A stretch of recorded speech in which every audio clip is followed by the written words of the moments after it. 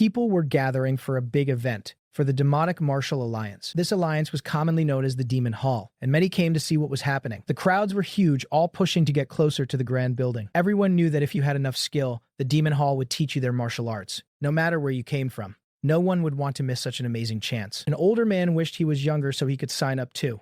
Then he paused, realizing something. He wondered why there was such a serious mood, asking if someone had died. His friend laughed, saying no one had died and that the big tournament hadn't even started yet. But then, his friend noticed a young person nearby, a mortician, standing with a strange look. A mortician is someone who prepares bodies for burial, and this young one seemed very focused. With a determined look, the young mortician seemed to feel that something important was beginning right now. Their eyes glowed red with a powerful resolve, a sign of deep emotion. The mortician, Bu Unsol, was remembering her grandfather. Bu Unsol was the precious name her grandfather had given her, a name full of special meaning. He had taken her in from a snowy, empty field when she was just a small child, saving her life. She followed in her grandfather's footsteps, learning the hard work of a mortician. But she also saw something more in him, like a master of the heaven-cutting sword. When asked why she thought so, she silently recalled her tough work as a mortician, which she endured. She had noticed that even though her grandfather looked thin, the muscles in his left leg, especially his shin, were very strong. These strong muscles were a clear sign of someone who practiced the heaven-cutting sword. Her grandfather confirmed she had noticed well. Knowing her grandfather was a master made her feel safe. He proudly called her a heaven-sent mortician, always praising her sharp eyes. As long as her grandfather was by her side, she felt she could face anything. That was true until a terrible that day arrived, changing everything. On that fateful night, a chilling fog hung low around their quiet home. Her grandfather sat beside her as she lay on the floor, the air thick with a strange tension. Outside, the bamboo rustled, carrying a sense of unease through the night. Her grandfather looked serious, his eyes sharp in the moonlight. He believed that good people rarely came looking for trouble, but those who came on their own often had bad intentions. He gently woke Unsol, asking her to stand for a moment. He suggested they play corpse games, a morbid hide-and-seek they hadn't played in a while. Unsol was surprised to play so late, but her grandfather promised her the ceremonial robe and sword she always wanted, if she won. Her eyes lit up with excitement. She eagerly asked if he was serious. He told her to hide well until the sun rose, and she happily agreed. She hid in the dark, wondering about her grandfather's words. She had to stay hidden until the sun came up. Meanwhile, her grandfather stood ready, his hand on the wall, looking stern. He drew his sword, preparing for whatever was to come. Then, a fierce figure appeared at the door, stepping into the yard. The newcomer sneered, asking if her grandfather thought he could hide like a rat. He repeated his taunt, his presence cold under the moonlit bamboo. The attacker, cloaked in darkness, moved with dangerous speed. He was a shadowy figure, with patterns on his clothes suggesting a powerful sect. He recognized her grandfather, calling him Seven-Bladed Demon Bu Yang. Her grandfather acknowledged the name hadn't been spoken in a long time. The attacker mocked him for refusing the Vice Lord position of the Demon Hall. He scorned her grandfather for now doing such lowly work. A fierce, bright battle erupted between them, full of powerful energy. Red energy swirled, indicating the intense struggle. The ground split and glowed as they clashed. The fight was explosive, with bright light and red energy filling the air. Her grandfather explained that he had taken up the mortician's work. He wasn't doing it to simply survive, but for a deeper reason. He was doing it to make up for his past actions, to atone. He asked his opponent to take his life, but to move their fight elsewhere. He insisted they move so that no innocent people would suffer from their battle. The attacker chuckled, finding her grandfather's request amusing. The attacker agreed, his dark form ready to continue the fight away from the house. Her grandfather firmly told him not to think of running. He stood firm, his old eyes fixed on the attacker. Back inside, Unshol shivered, hiding in a small space. She trembled, the cold getting to her as she cramped into a closet with a shovel. She couldn't stand the cold much longer, but she really wanted that ceremonial robe and sword. She felt so cold, but then realized her grandfather wasn't waiting for her outside. She wondered where he had gone, since he usually waited for her to finish. Perhaps he was called to the magistrate's office so late at night. She remembered how morticians were often looked down on and not treated as real people. Suddenly, she heard a strange sound and looked up, her eyes wide. She cautiously stepped out, seeing a terrible sight in the distance. Her eyes widened in horror as she saw something truly shocking. She quickly ran, her feet pounding the ground as she rushed towards whatever she had spotted. Her steps grew faster, driven by a growing sense of dread. She gasped, completely out of breath, as she finally reached the terrible scene. Her grandfather lay bleeding, his eyes gushing with blood. "Grandfather," she cried out, her voice filled with panic and pain. He was slumped against a tree, barely conscious and gravely wounded. She knelt beside him, asking, "How? What is this?" Her grandfather weakly recognized her. "Yes, grandfather, it's me," she cried, tears streaming down her face, asking how this could have happened. He apologized weakly. He told her he had to leave now. He coughed up blood, telling her not to become a mortician if he died, and she screamed his name, begging him to stop. He ignored her pleas, urging her, Bu Unsol, to listen carefully. He looked at her, tears in his own blood-filled eyes, and told her to never seek revenge. Unsol wept, But deep inside, a dark resolve took hold. She yelled, "I won't!" Her eyes glowed red as she screamed, "They did this to you. I can never forgive them." Her grandfather reached out weakly. If she couldn't forgive, she would follow him into death. He reminded her that she always said the afterlife was no different, and she would rather be with him there than live in this world alone. He thought he would always be able to leave calmly. He told Unsol he had one last request, to go far away. He wanted her to know that the time they shared made him happier than words could say. He smiled faintly through his bloody face as his last breath left him. Unsol sobbed, her heart breaking as he slipped away. His hand fell, and his body collapsed to the ground. "Grandfather?" she whispered, staring in disbelief at his lifeless form. Her world crumbled as she looked at her dead grandfather. A single tear rolled down her cheek, reflecting her intense grief. But then her expression hardened, her sadness slowly replaced by something else. Her face showed a cold determination, a shift from sorrow to grim purpose. She stood over her grandfather's body, which was now prepared, realizing his sacrifice. She understood that his words about not seeking revenge were meant to protect her. But her eyes burned with a fiery red. She knew she couldn't follow his wish. She could not let this go. A red, ominous glow flickered in her tearful eyes, a sign of her new path. She saw that both her grandfather's arms had been cleanly cut off at once. She also noticed a rare sword strike that had come from below, moving upwards. And there was something more. The sword strikes had gone upwards with fierce power. These upward slashes were aimed precisely. They had pierced right into his eyes. A brutal and unique technique. This twisted sword technique was definitely a demonic-type martial art. As she prepared his body, she thought about the kind of person who could inflict such wounds. It pointed to someone skilled in the heavenly yoga art, which allowed control over flesh and muscle. She also examined his back. She found 93 weapon marks embedded in his body, far more than the 66 the 10,000 Blossom Storm could manage. This wasn't just one person's work. She recalled the image of an enemy striking her grandfather with many hidden weapons. She also found discoloration under his tongue, suggesting something more. And there were strange marks under his fingernails. These were all clear signs of poisoning by an extreme toxin, specifically from the rotten flesh decayed blood class. The attackers had mastered the foreign art of heavenly yoga, Nensis device called One Absolute Realm, and handled extreme toxins. Such specific skills pointed to a very particular kind of demonic path figure. She knew there couldn't be many people who possessed all these unique traits. She vowed to definitely find them. Her grandfather's peaceful face gave her strength. Her eyes, now blood red, burned with a fierce desire for revenge. She promised herself she would definitely find them and make them pay. Back in the present, a single drop of something, perhaps a tear or blood,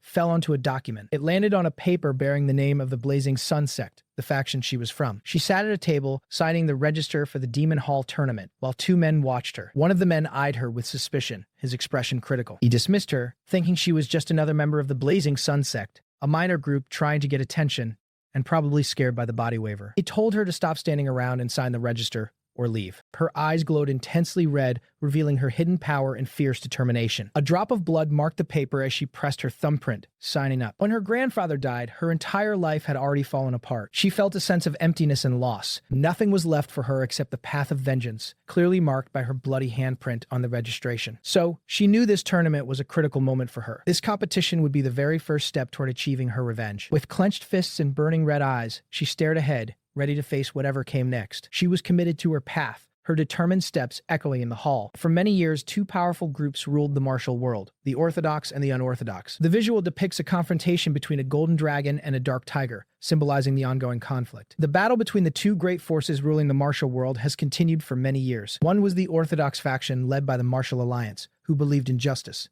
The other was the unorthodox faction, gathered around the demon heaven, which worships only power. The two forces had long maintained a balance, but the orthodox wanted to widen the gap, which marked the birth of the 18 joint successors representing the orthodox. The unorthodox faction, gathered around the demon heaven, which worships only power, the two forces had long maintained a balance, but the orthodox wanted to widen the gap. That marked the birth of the 18 joint successors representing the orthodox. This plan led to the birth of the great righteous masters. Feeling threatened by the martial alliance's checks, the demon heaven also devised a plan to strengthen its own power. Inside their grand buildings, a new plan was set in motion. They quickly started the 10 Demon Successors plan, and without delay executed the 10 Demon Successors plan. The main character stood among them, observing the hopeful faces. This was the beginning of Chapter 2. 10 special students would be chosen from anywhere to learn the secret martial arts of the 10 Demon Sects. That groundbreaking proposal, to pass down the demon heaven's practical martial arts regardless of sect or faction, acted many young people from all over the martial world toward the demon heaven. A huge crowd gathered, eager to try for the demon successor title. The main character stood among them, observing the hopeful faces. Looking around, the main character noticed many people who felt a bit strange. He watched the people carefully. He felt that many of them carried an unusual aura, Could there be someone related to the Hong Su who killed his grandfather? Hong Su was the person who killed his grandfather, a memory that still haunted him. He remembered the pain and loss. Hong Su was an incredibly powerful master. To avenge against him, the main character knew he too must become such a master. But with no sect or martial arts now, he clenched his fist, determined. Becoming a demon successor seemed like his only chance. It was the fastest way for him to become strong. Suddenly, everyone looked up in surprise. A powerful figure arrived. He was followed by many guards. The man stepped forward to address the crowd. He introduced himself as Chief Instructor Hyo Krion. His fierce appearance and glowing red eyes commanded attention. He was also known as Chief Instructor Golden Arm Blood Eyes Hyo Krion Young. The crowd was shocked that such a famous person, the Chief Instructor himself, was there. The chief instructor declared that this place was for finding the best students for the demon path. He explained that only those who passed all the tests will formally become demon successor candidates. He then announced the first test. For the first test, the masters of the demon heaven will examine your bones and muscles. Many in the crowd looked confused. They started murmuring. Some shouted that it was absurd and that a martial arts fight would be a better way to test them. A man who protested loudly was quickly grabbed and pulled away by guards. Then an examiner simply pointed at someone and told him he passed. The main character wondered if this simple bone test was truly enough. He nervously asked if passing meant moving to the next area, still thinking about the bone and muscle test. Soon, it was his turn for the examination. The examiner put his hand on the main character's shoulder. The examiner was surprised by what he felt. He discovered that the main character's bones and muscles are completely ruined. The examiner was shocked by his condition. It's a wonder he even entered this contest. But then, he noticed something else. He saw a fierce glint in the main character's eyes. The killing intent he sensed was very real and powerful. Still, I can't let you pass. But then, he noticed something else. He reflected that all he had ever learned was washing corpses. He knew deep down that he couldn't pass such a difficult test with his background. But he refused to give up. He felt this can't end like this. The first round of testing ended, and many were disappointed. A young man, very angry, yelled out. He couldn't believe what was happening. How can this be? He protested loudly. He demanded to know why they even bothered with a contest if only bones and muscles mattered for choosing demon successors. He shouted that it was unfair. The chief instructor responded, asking what was unfair, and explained that the most important thing in learning martial arts is bones and muscles. He further clarified that the main hall held this contest to find such prodigies from various places. He then questioned the angry young man, asking how he could complain about fairness when he couldn't even pass the most basic bone test. The young man tried to argue for at least a chance to prove himself. The chief instructor told him not to worry. It promised that in the second gate, prodigies who can master martial arts despite weak bones will be chosen. The chief instructor's eyes glowed with power. He was addressing the entire crowd. He pointed towards the crowd. He announced that they would now begin the second test. The crowd looked on with anticipation. He continued to explain the rules. We shall begin the second gate. From now on, they would all fight each other. You will fight each other and survive. The new rule shocked everyone as they stared at each other in disbelief. They questioned if this brutal task was truly part of the competition, until only one remains. Many wondered why they had to kill fellow members of the demon path. The angry young man who had complained earlier suddenly smiled. This new rule works out fine. If I must kill anyway, this works out fine. If I must kill anyway, he looked around, choosing his first target. He quickly grabbed his weapon. He wielded a long spear. He aimed his sharp spear directly at the main character. He loudly declared that he would start his killing spree with the main character. He launched his spear in a swift, powerful attack. The spear flew towards its target. The attack was fast and deadly. Die. The main character looked surprised as the attack came straight for him. He clutched his chest. Someone powerfully thrusts a spear, and a spray of blood shows that it has hit its mark. The spear pierces deeply into a target, moving with fierce speed and determination. The sharp tip of the weapon is shown just before contact. A figure is violently struck by the spear, getting thrown back by the force of the attack. A large gush of blood explodes from the injured person, indicating a very serious wound. More blood splashes and drips, confirming the severe nature of the injury and the success of the attack. The attacker, a young man with a wild look in his eyes, proudly declares that he can finally kill his enemy today. A red-haired woman cries out in shock, calling out the name Jiok Ryong. Onlookers gasp in disbelief, seeing the terrible scene unfold before them. The red-haired woman falls shaken by the sight of blood and the gruesome death she just witnessed. Another person, presumably Wei Uncheng, falls to the ground heavily bleeding from the fatal strike. The onlooker cries out about the blood. A calm observer notes how skillfully the attacker avoided the ribs and aimed straight for the heart, praising his impressive speed and quick moves. Wei Uncheng, holding his bloodied spear, boldly challenges anyone else to come at him if they want to suffer the same fate. An older, powerful man watches, saying that the people around are full of worthless trash. Another person standing nearby reacts with wide-eyed shock to the events unfolding. A man with a bloodied sword smiled, feeling pleased with himself, saying, as expected. His yellow eye fixed forward as the scene around him seemed to dissolve into mist. Around them, many other fighters lay on the ground, defeated, covered in blood. Only 2 people were left standing in the large courtyard, ready to fight. The smiling man knew if he killed his last opponent, he could become one of the 10 demonic champions, beckoning him to come at me. The hero stood ready, knowing this would be a tough fight. He understood that his opponent was the strongest person in the training ground. With a firm grip on his sword, he prepared for the challenge ahead. Even though the odds were against him, he held a determined look, closing his eyes slightly. He closed his eyes for a moment, gathering his thoughts, while flashes of the defeated fighters were visible in the background. He remembered all the defeated people around him, firmly believing that he could still win this fight. He let out a sharp breath, steeling his resolve. With a strong resolve, he prepared himself for the final confrontation, indicated by a large sound effect. He was ready to face whatever came his way as his imposing opponent slowly stepped forward, holding a blade. The opponent challenged him to show what he had learned, saying, "Let's see what you've got." The enemy grinned, eager to start the intense battle with a sudden movement. The hero stood his ground as the opponent unleashed an attack. The enemy lunged forward, moving very quickly with glowing blue strikes. The hero moved just in time, narrowly avoiding the attack as the blade flashed past him. He managed to dodge the strike, though blood was visible near his chest. His opponent kept attacking with rapid, sharp strikes, taunting him. The hero skillfully moved his body, dodging each blow while an observer watched in the background. He continued to avoid the dangerous attacks. An observer noted that at the end of each enemy strike, the hero twisted his body slightly. This careful movement helped him avoid getting hit in a deadly spot. The hero was bleeding but kept his eyes focused on his opponent, looking determined despite his injuries. He narrowly escaped another swift attack, which the observer highlighted. The observer wondered if the hero had memorized the attack patterns by looking at the bodies of those Murim gang had killed. With blood on his face, the hero's eyes glowed with a fierce red light. He narrowly escaped another swift attack. The opponent, Murim gang, looked surprised by the hero's apparent resilience. The observer thought it was true that the hero avoided attacks well, but a successful counterattack was a completely different matter. He thought it would be very difficult for the hero to land a good hit in his current state. The hero stood there, bleeding and looking tired, facing his enraged opponent. His opponent, now very angry, lunged again, striking with full force. He moved with speed and rage, shouting that he would grant the hero's wish to die. The hero saw him coming.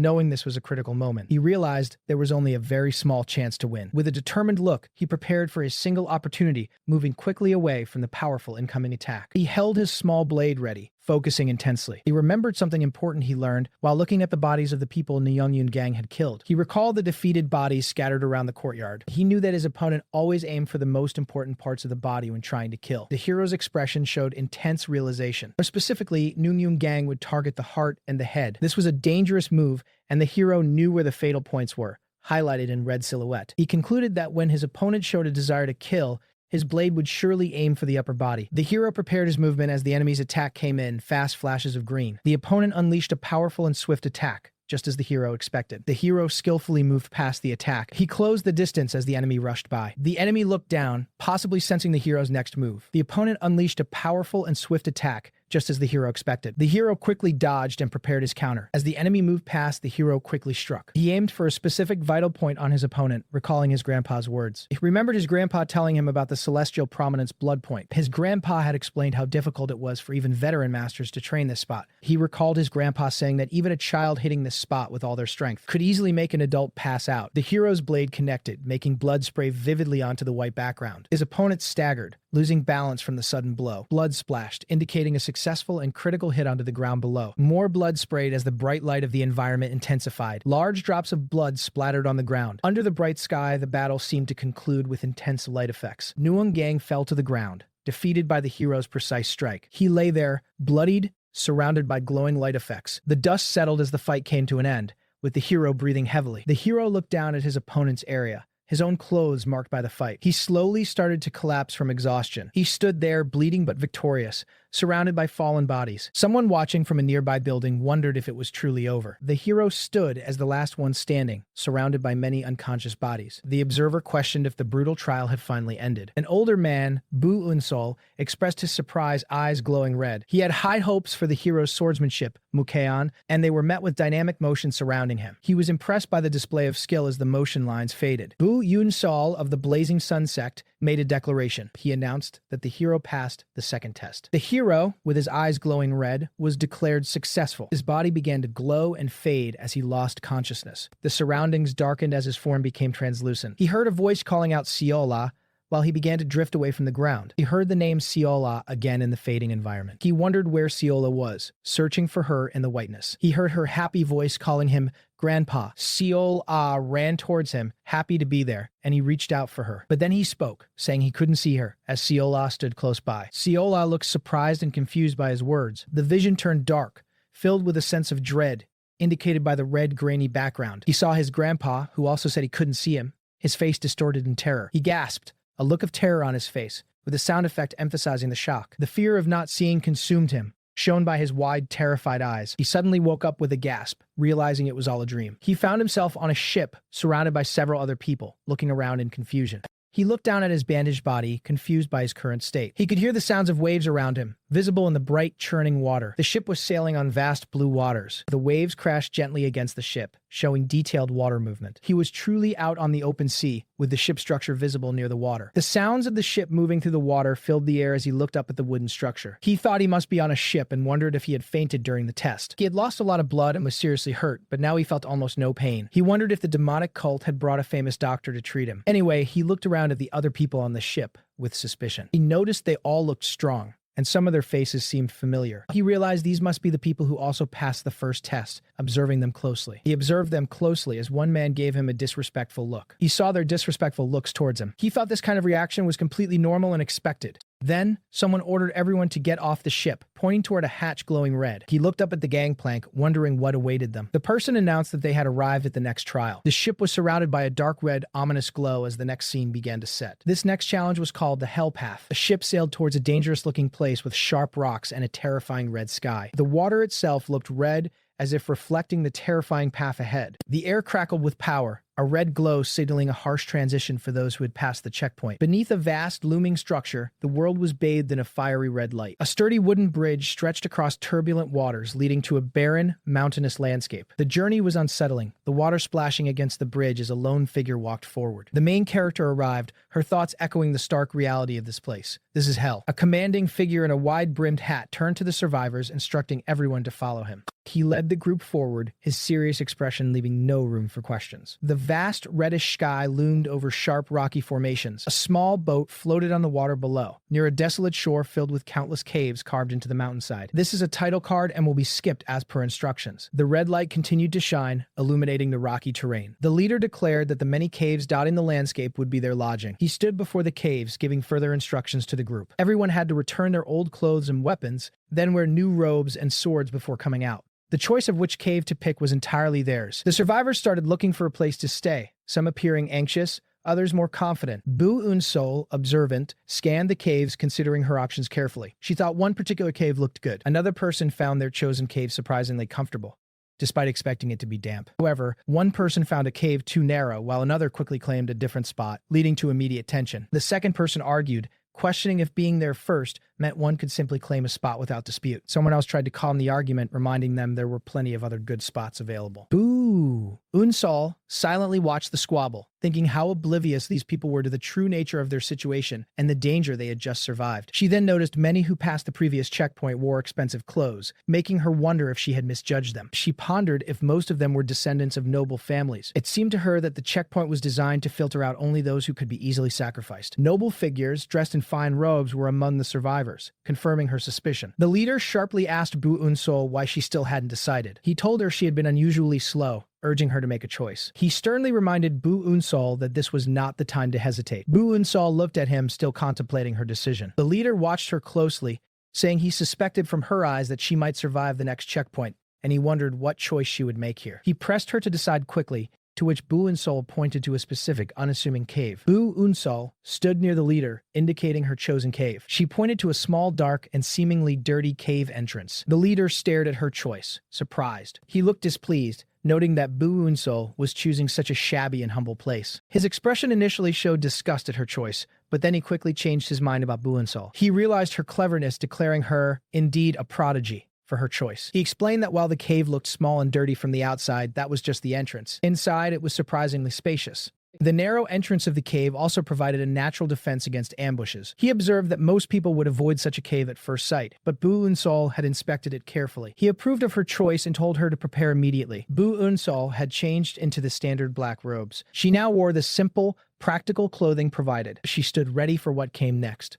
The leader gathered everyone, ready to explain their next tasks. He informed them that this hell contained 10 martial halls. Each hall was dedicated to one of the 10 great martial masters spread out across the landscape. He explained that they could learn the martial arts of any of these masters, choosing to learn all or just one. The choice was entirely theirs, leaving the survivors with a sense of freedom. Their schedule was also free. They could sleep, play, or do whatever they wished. They could practice techniques or train alone, truly doing as they pleased. Bu Unsol, however, found this arrangement strange, knowing that those who created the Jade checkpoint would not let them train peacefully. The other survivors excitedly discussed where they should go, eager to pick the best hall. Many agreed to go to the Firestorm Sword Hall, believing it to be the strongest. The majority of the group hurried toward the Firestorm Sword Hall, leaving Bu Unsol to her own thoughts. The Firestorm Sword Hall was known as the strongest of the 10 great martial masters' places. As the crowd rushed towards the popular hall, Bu Unsol turned to walk in a different direction. She acknowledged that learning the best martial arts would certainly help her. However, she hadn't learned any techniques yet, so advanced training wasn't what she needed most right now. What she truly needed was something fundamental, a strong foundation. She walked alone through the trees, heading towards a less popular path. She was determined in her solo journey. The sun shone brightly on a small, distant building. Bu Unsol walked towards the humble structure, away from the bustling crowd. She continued on her path, leaving the others behind. Bu Unsol looked at the small, unassuming building,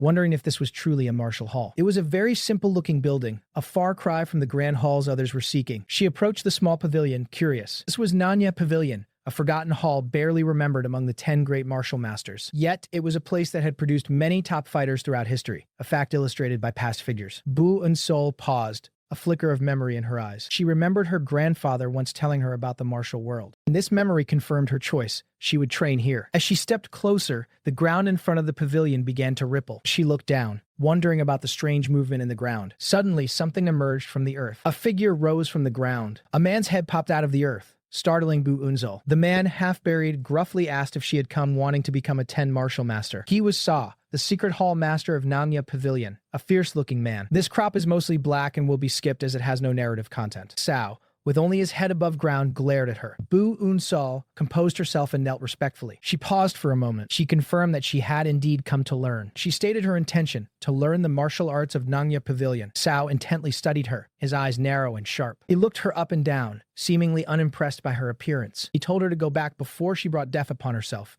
declaring he had no intention of teaching martial arts. He particularly refused to teach someone as fragile as her. Bu Unsol calmly replied that she had heard mastering Nanya Pavilion's martial arts could grant one the strongest vitality in the world. Sa was surprised she knew so much about his forgotten martial art. He acknowledged her knowledge. He then warned her that even prodigies could barely master the true techniques of this hall. The techniques were extremely difficult and demanding. He explained that their techniques started by remodeling the body, and in her current condition, she would die in less than a day. He told her to leave if she understood. Sa watched her, expecting her to turn and run. Instead, Bu Unsol dropped to the ground, bowing deeply before him. So, utterly bewildered, asked what she was doing. Bu Unsol explained that since he insisted on teaching her personally, as a disciple, she must bow to him. Sa was speechless, calling her crazy. He let out a sigh. He finally relented, agreeing to teach her. He clarified that he would only teach her because it was the order of the demonic hall, warning her not to misunderstand his reasons. With a powerful movement, Sa began to pull himself out of the earth. He rose fully from the ground, revealing his complete form. He stood tall, introducing himself as Sa, the secret hall master of Nanya Pavilion. He then instructed her to call him Master Sa from now on, as he adjusted his robes. Bu Unsol started to introduce herself by name, but Sa cut her off, saying she was simply trainee no one. Bu Unsol looked at him, surprised by his bluntness. Sa raised his hand, ready to begin. He told her to stop talking, as they would begin her training right away. A powerful man with a dragon tattoo on his chest introduced himself as Sa Wu, the master of the secret teachings of the Nanya Pavilion. This powerful man was shirtless, showcasing the intricate dragon tattoo covering his chest. He then adjusted the red sash tied around his waist over his outer garment. His student Bu Unsol tried to introduce himself, but Master Sa quickly cut him off with an outstretched bandaged hand. Bu Unsol stood with a slightly worried expression, observing his new master. Master Sa made a sudden, sharp gesture, causing a dark, shadowy effect to appear. He raised his bandaged hand sharply toward the student. As Master Sa made his move, the air around him seemed to darken with potent energies. Suddenly, the trainee's eyes widened in shock as everything around him started to darken rapidly. The world quickly faded as intense speed lines emphasized the sudden change. He blinked, trying to understand what was happening. but his vision was completely gone. Darkness consumed his sight, making him feel helpless in the sudden void as his eyes turned completely black. A voice reassured him not to worry despite the sudden blindness. The trainee looked worried and confused, questioning what the master meant by the path of the beast. Master Sa explained that he had only temporarily sealed his student's sight using one of the pavilion's secret techniques. This was the first step in learning the foundation unarmed martial arts of Bongak, which was crucial for mastering the beast path. The trainee listened intently, a small bead of sweat tracing down his face, realizing the gravity of the situation. Master Sai continued, saying that if his student could master this path, he would literally gain the heightened abilities of a wild beast. The trainee absorbed the vision, focusing on the glowing lines representing power. The vision deepened, hinting at an immense glowing presence. A bright, fierce wolf head appeared, symbolizing the wild senses he could acquire. Master Sai clarified that it was a martial art that not only boosted all of one's senses, but also gave them the swift reflexes of a wild animal. The trainee imagined a powerful, glowing figure embodying the beast's senses, showing the potential of the training. The vision was intensely bright, showing a powerful, luminous form. Master Sa added that unlike other advanced martial arts, the ultimate level of their school's techniques changed a lot based on each person's own understanding. He placed a foot down, demonstrating the finality of his statement. The trainee stood silently beneath his master's imposing presence, absorbing the information. Master Sai chuckled grimly, mentioning that most people usually die before reaching such a high level. He estimated that it would take about an hour for his student to get used to being blind. The trainee stood alone in the dark, the master having left him to his new challenge. With his sight gone, the trainee felt a mix of frustration and resolve in the darkness. Master Sai left, saying he would return later. The trainee was left to struggle with his new blindness, moving awkwardly on all fours and standing up. He stumbled around, feeling lost and unsure in the darkness, realizing the common saying wasn't true for him yet. He grit his teeth, refusing to wait as he thought about the dangerous environment. He remembered Master Sai saying it would take an hour to adapt to blindness. The trainee thought that waiting an hour was simply too slow for him. He decided he had to get used to his new state as fast as he possibly could, refusing to wait. He stumbled and crawled, creating imaginary opponents to fight, pushing himself to adapt quicker than expected. In this dangerous place, martial artists were constantly targeting each other to become a Simagionin. He couldn't afford to be caught off guard or ambushed while being in such a vulnerable state, executing a dodge. He imagined unseen enemies and sharpened his other senses, practicing defensive moves against phantom attacks. He grit his teeth, pushing through the difficulty of his situation. He quickly moved and dodged, practicing swift reactions even without sight. His body moved instinctively, feeling the impacts of his imagined fights. He grunted in effort, falling and getting up, learning to move and react based on balance rather than sight. He finally understood that without his eyes, his sense of balance was the most important thing to focus on. With this new understanding, he began to master his movements in the dark. Under the starry night sky, he continued to practice, stepping carefully and improving his balance. Master Sai watched from a distance, thinking his student would be wandering around completely lost. But then Master Sa noticed something surprising as he observed the movements. The trainee was not lost. He was moving purposefully, prompting a questioning, from the master. Master Sa observed that his student was unusual because most people would patiently wait for their other senses to awaken after losing their sight. However, this young man was moving around frantically, even creating imaginary opponents to fight, showing great initiative. The trainee moved with quick, intense motions, showing his fast adaptation. Perhaps that was why, Master Sa mused, his student was so exceptional. The trainee leaped into the air, engaging in a fierce practice fight against his unseen foes, surrounded by purple light. He struck out with powerful blows, his movements becoming more fluid and precise. He landed with agility, demonstrating his quick progress in mastering his movements without sight. Master Sa realized his student was adapting very quickly, much faster than he had anticipated. The trainee's determined stance showed his readiness for the next challenge. Master Sa acknowledged his student's rapid progress,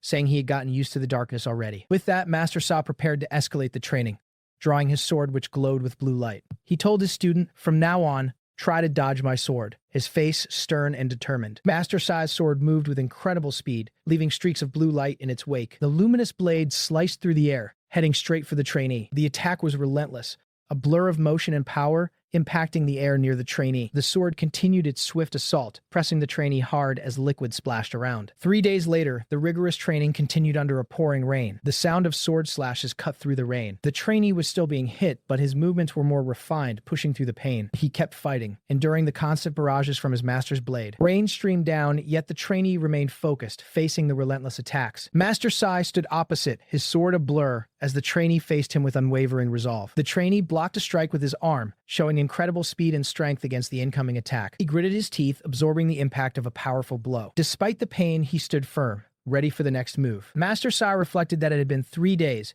yet his student had not questioned the harsh training. The trainee just kept taking the hits in silence, showing extraordinary endurance. Master Sa asked why he never questioned anything, like how to dodge or the techniques involved in the training. The trainee explained that since the Langya Pavilion's essence was enlightenment, he believed there was a deeper reason behind all of his master's actions. Master Sa let out a small laugh, impressed by his student's understanding. He smiled, confirming that his student was indeed right in his belief. Then, with renewed energy, Master Sa declared they would continue the training. He launched another powerful sword attack, leaping and striking with great force, creating a flash of bright light. The trainee braced himself, trying to anticipate the incoming blow. He closed his eyes, sensing the energy of the sword's path, which was distorted in the image. With his senses heightened, he could almost visualize the sword's trajectory through the darkness. He focused intently, trying to predict the exact path of the blade. He exclaimed that he could feel it, sensing the imminent strike. He clarified that he could see the path of the sword, not just feel it, even without his eyes. He watched the sword's movement in his mind, understanding its flow as the background showed abstract lines of trajectory. However, he still couldn't manage to dodge it, even though he could perceive its path. Master Sai then gave a new command. He yelled for his student to block the incoming attack, resulting in a huge, bright clash. The trainee lunged forward, determined to meet the challenge head-on. With a roar of effort, he managed to block the swift, soundless sword technique. He pushed against the blade with all his might, successfully defending himself. His face strained with intense effort as he blocked the powerful sword. He focused, his entire being committed to holding off the attack. He held his ground,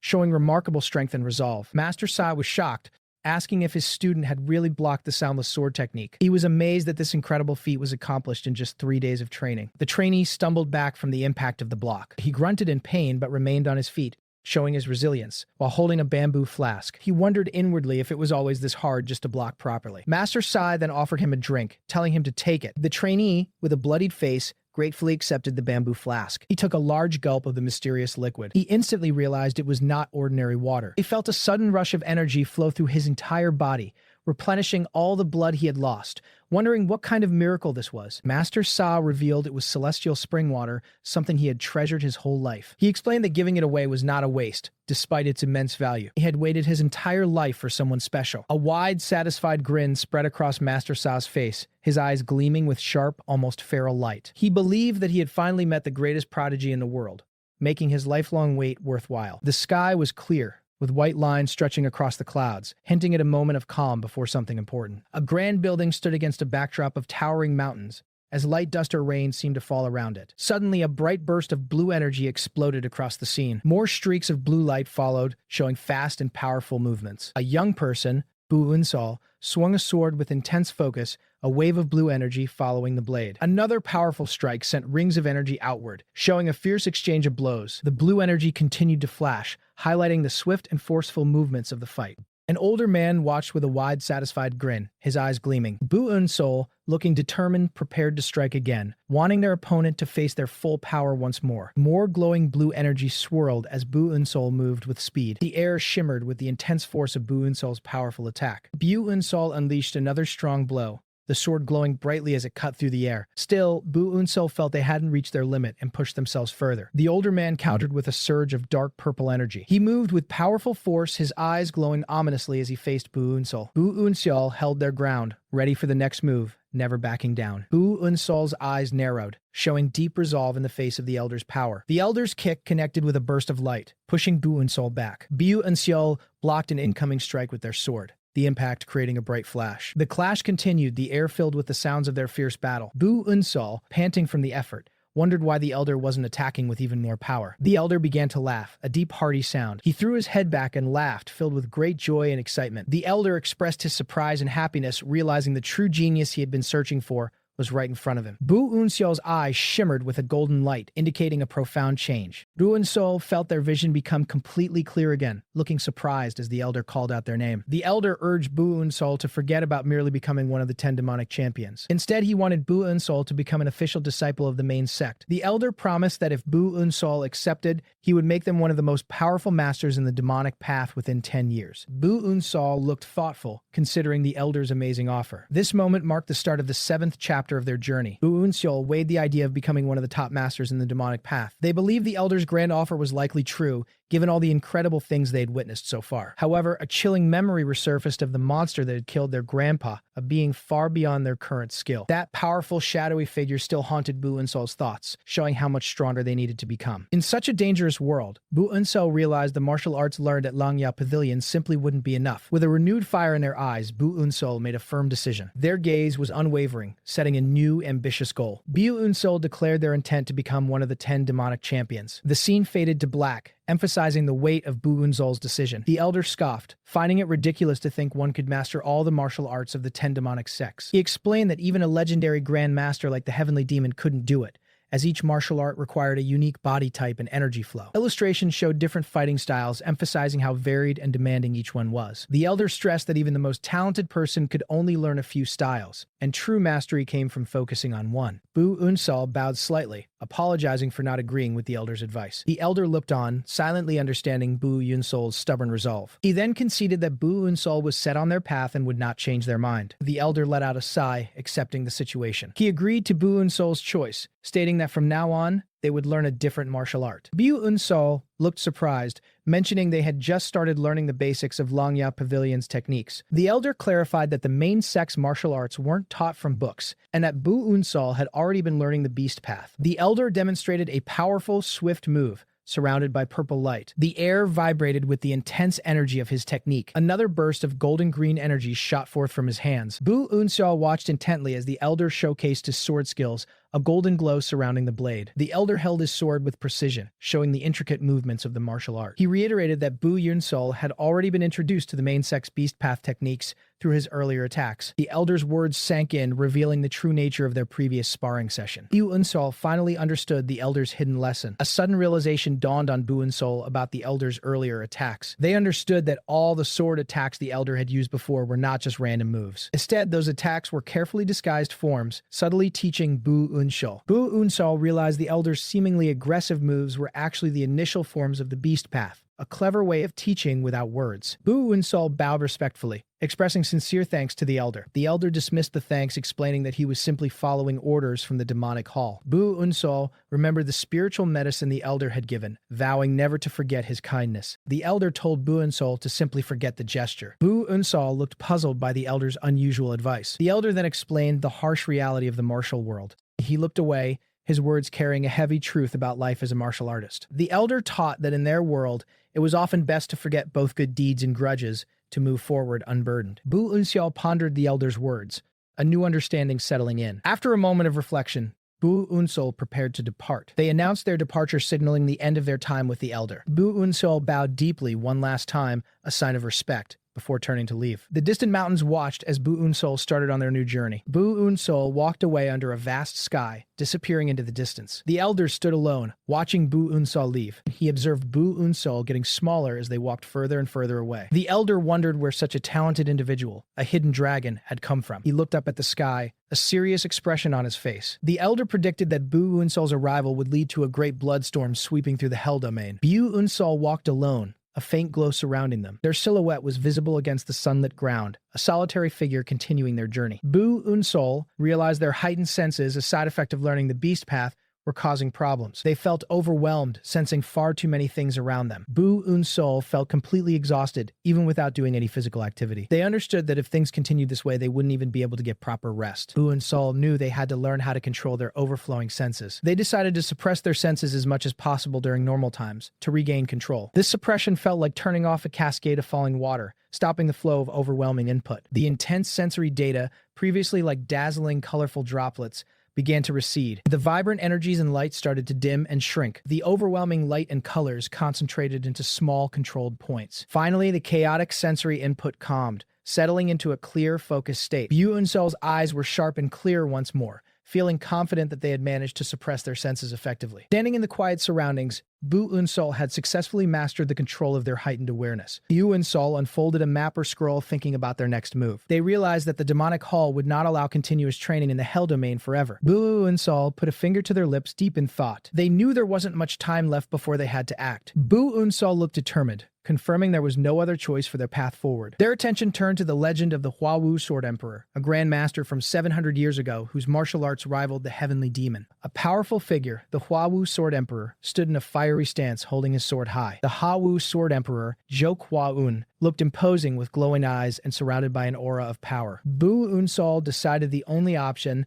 was to go to the strongest sect among the 10 demonic sects, the one founded by this legendary emperor. With a sound of determination, Bu Unsol set off towards their new destination. Soon, a magnificent structure appeared, the grand building of the Huawu Sword Sect. The entrance hall shone with a warm golden light. Bu Unsol stood before the towering, ornate doors of the Huawu Sword Sect, ready to seek training. Bu Unsol was impressed, noting that the training grounds looked like a royal palace compared to Lanya Pavilion. Suddenly, someone inside stirred, hearing a sound. A person within the sect wondered who could be visiting at such a late hour. He noticed the symbol on Bu Unsol's clothes. His eyes widened in recognition as he saw the new visitor. The man quickly realized who Bu Unsol was and what their purpose was. Bu Unsol formally stated that they had come to learn the sword arts of the Huawu Sword Sect, showing respect to the master. The sect master, now recognized as a master of the Huawu Sword Sect, instructed Bu Unsol to follow him. He explained that the sect's sword arts were very extensive and required a lot of time to learn. He pointed out that other students who came earlier had already finished the beginner hall and moved on to the intermediate hall. He then asked why Bu Unsol was only arriving after half a month,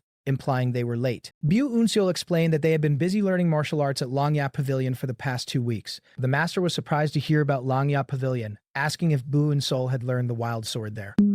Bu Unsol confirmed this, looking at the master. The master thought that while Bu Unsol was gifted, it was impossible for anyone to master the beast path in just 2 weeks. He figured the elder at Lanya Pavilion must have simply sent Bu Unsol away to avoid trouble, feeling a bit exasperated. He then introduced himself as Jingjak, the person in charge of the beginner hall. Jingjak told Bu Unsol they could call him Brigade Leader. This marked him as Jingjak, the beginner hall instructor of the Huawu Sword Sect. Jingjak then asked if Bu Unsol was truly sure about learning the Huawu sword techniques, suggesting they could still go to another training ground if they wished. Bu Unsol thanked Jingjak for his concern. Despite the suggestion, Bu Unsol firmly stated their intent to learn the sword arts of the Huawu Sword Sect. Jingjak and Bu Unsol stood facing each other in the grand hall. Jingjak paused, then finally agreed to take Bu Unsol as a student. He took a step, making a soft thud sound on the wooden floor. Jingjak executed a swift, precise move, demonstrating a basic form with a burst of golden energy. The energy from his movement dispersed into the air. Jingjak unrolled a scroll with sword diagrams and principles. He presented the scroll to Bu Unsol, explaining it contained the basic forms and practical principles of the Huawu 13 forms, and told them to start training. Bu Unsol looked at the scroll with a puzzled expression. Hesitantly,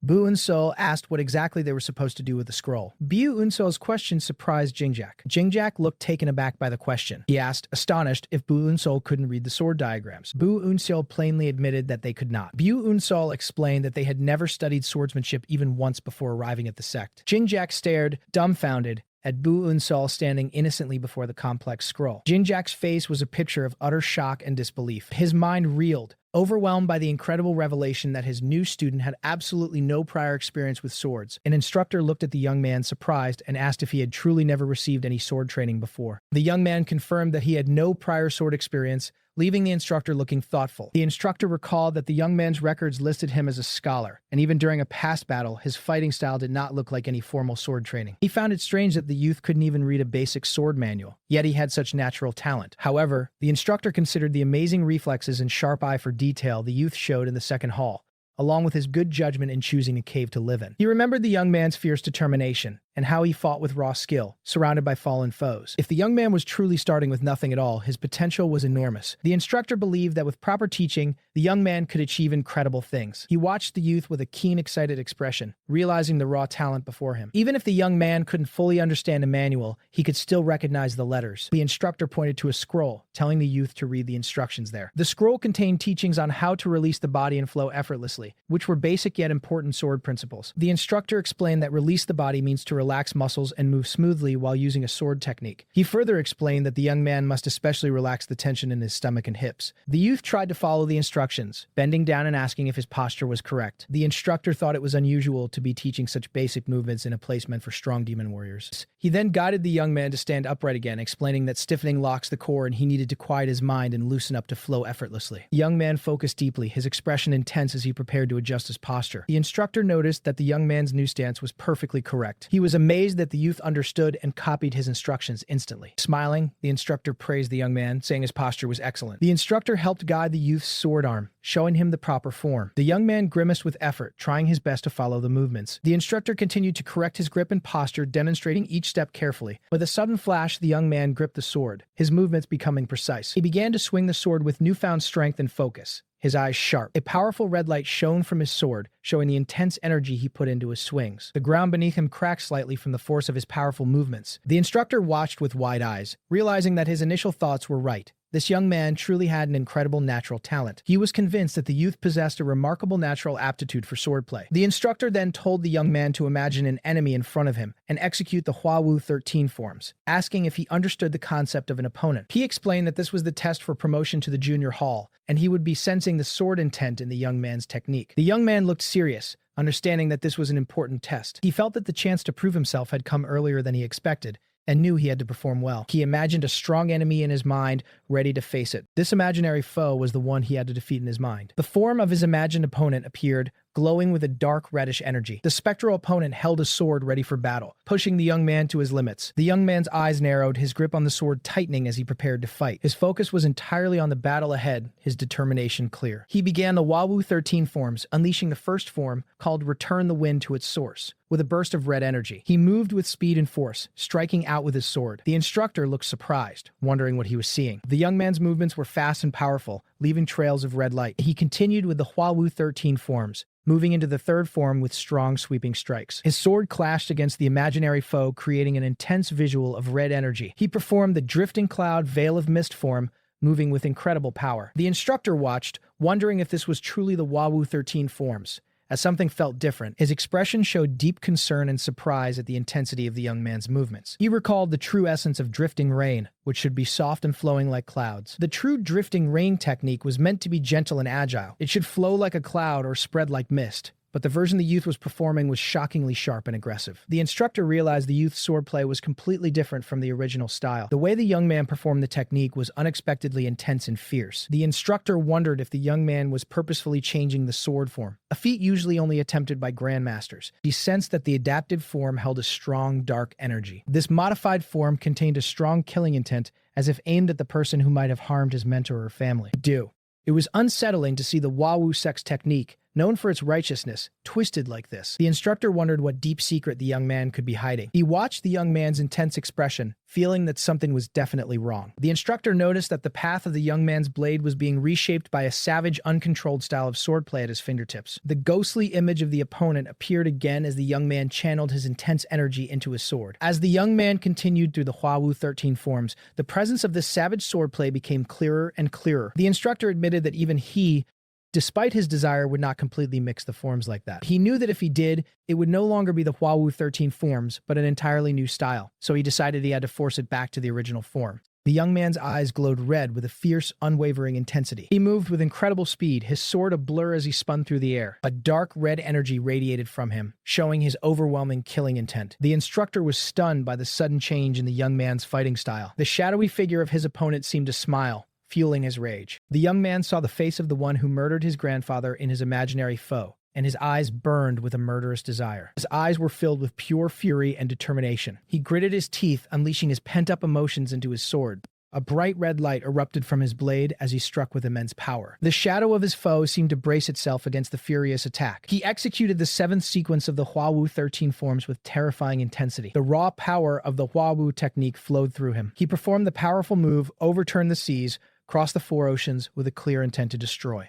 His movements were incredibly fast, almost a blur. The imagined enemy was caught in the rapid, overwhelming attack. In disbelief, his eyes wide with shock. He noted that the young man's movements were incredibly rapid. The young man's fierce strikes continued relentlessly against the shadowy figure. He delivered blow after blow, leaving no room for the opponent to react. His sword flashed with red energy cutting through the air. The instructor realized that this young man was moving faster than any foe he had ever faced thus far. The imagined foe tried to block, but the attack was too strong. The continuous onslaught left the shadowy figure no chance to defend itself. The young man pushed forward, his intense focus never breaking. His sword cuts continued without mercy, each one infused with dark energy. He grunted from the sheer effort, but his determination remained strong. The young man decided he could not allow his enemy even a moment to escape. He gripped his sword even tighter, preparing for the final push. He resolved to unleash all his remaining forms together. His eyes glowed brightly as he prepared to release his full power. With a furious roar, he let loose an explosion of blue and white energy, attacking his foe from multiple angles. His movements were a flurry of lightning-fast strikes, overwhelming the target. The imaginary foe was struck repeatedly by the overwhelming power. He continued his attack, leaving trails of red light in his wake. His sword danced through the air, creating a web of lethal strikes. The young man's eyes were fixed on his target, his expression unyielding. He delivered a final, devastating blow with full force. The powerful energy trails faded, leaving the imagined battlefield in silence. The shadowy figures of his foes were shattered and scattered by his overwhelming power. The last trace of the imaginary opponent vanished, defeated by his ferocious attack. Only the lingering essence of his powerful sword technique remained. The intense effort left small drops of liquid on the floor, showing his exhaustion. The young man slumped forward, gasping for breath, the image of his foe gone. His grip on the sword loosened slightly as he caught his breath. He slowly lowered his sword, the sound echoing in the hall. The instructor looked at him, realizing the fierce fight he had just witnessed. He mentally acknowledged that he had been completely defeated by the young man's intense performance. In the end, he was still impressed. He then calmly told the exhausted young man that he had passed the test, making the youth look up in surprise. The instructor explained that the purpose of the beginner hall evaluation, instead,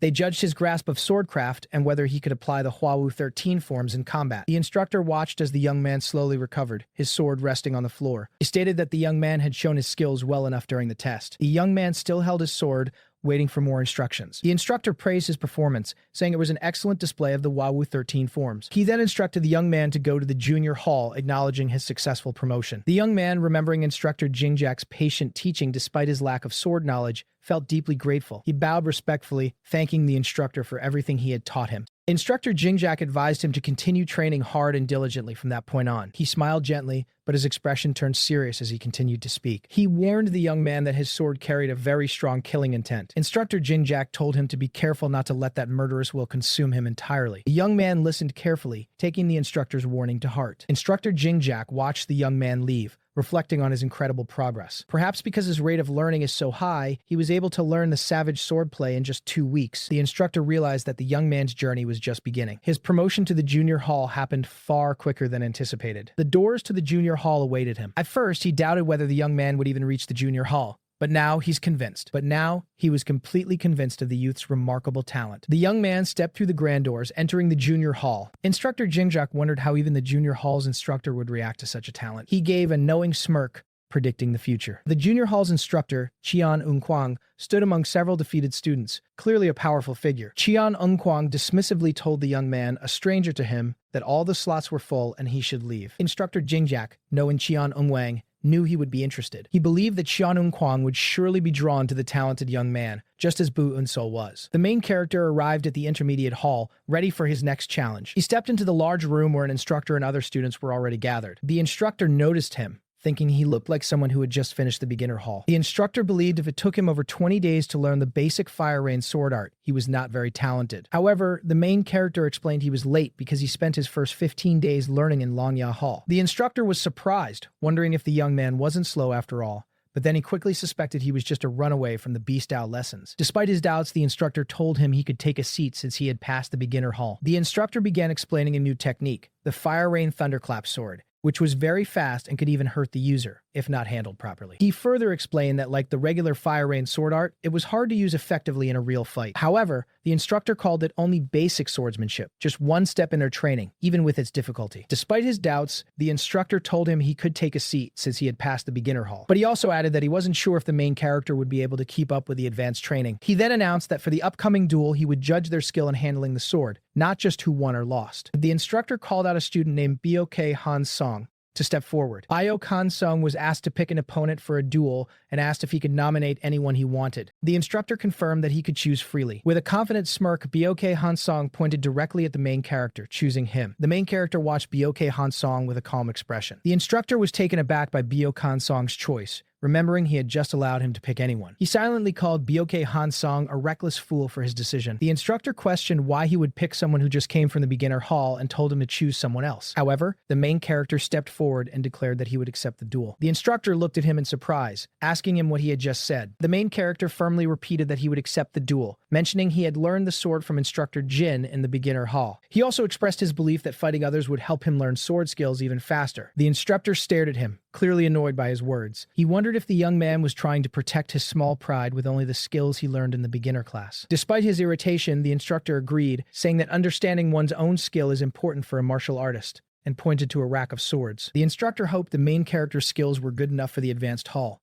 Meanwhile, Bok Hansong saw this as a golden chance to shine. Bok Hansong thought that if he could defeat the main character, it would make him stand out among all the other talented students. The two students, the main character and Bok Hansong, stood across from each other with wooden swords, ready to duel. Bok Hansong told the main character he had courage, but he warned him that courage alone was not enough to survive in the dangerous world of martial arts. With a wild, excited grin, Bok Hansong gripped his sword tightly. The instructor gave the signal, telling them to begin the duel. Bok Hansong quickly charged forward, kicking off the ground. He raised his wooden sword high, preparing his first strike. His eyes glowed with fierce intent as he moved in for the attack. Bok Hansong swung his sword with impressive speed. The main character quickly dodged the attack, moving out of the way just in time. Bok Hansong was surprised and impressed by the swift dodge. He pressed his attack, closing the distance and aiming for another hit. Bok Hansong continued his rapid, forceful sword strikes. The main character skillfully blocked the powerful blow. The impact sent a jarring sensation up his arm. He felt a clumsy feeling through his fingertips, confirming his opponent was truly just a beginner. Bok Hansong laughed, calling him a clumsy beginner. He continued to attack with smug confidence. Bok Hansong loudly declared he would show off his Fire Rain Thunderclap sword. He unleashed the Fire Rain Thunderclap sword, a series of quick glowing strikes. Bok Hansong laughed wildly, believing his attack would surely land. It did. His laughter slowly faded as he noticed something unexpected. He was shocked to see the main character dodging every single one of his rapid sword strikes. Bok Hansong grumbled in disbelief that his opponent was avoiding everything. He snarled in frustration as his attacks missed. The main character continued to move gracefully, weaving through the glowing sword slashes. The instructor observed, thinking Bok Hansong's sword technique was quite poor. However, he then noticed that the main character wasn't just fast.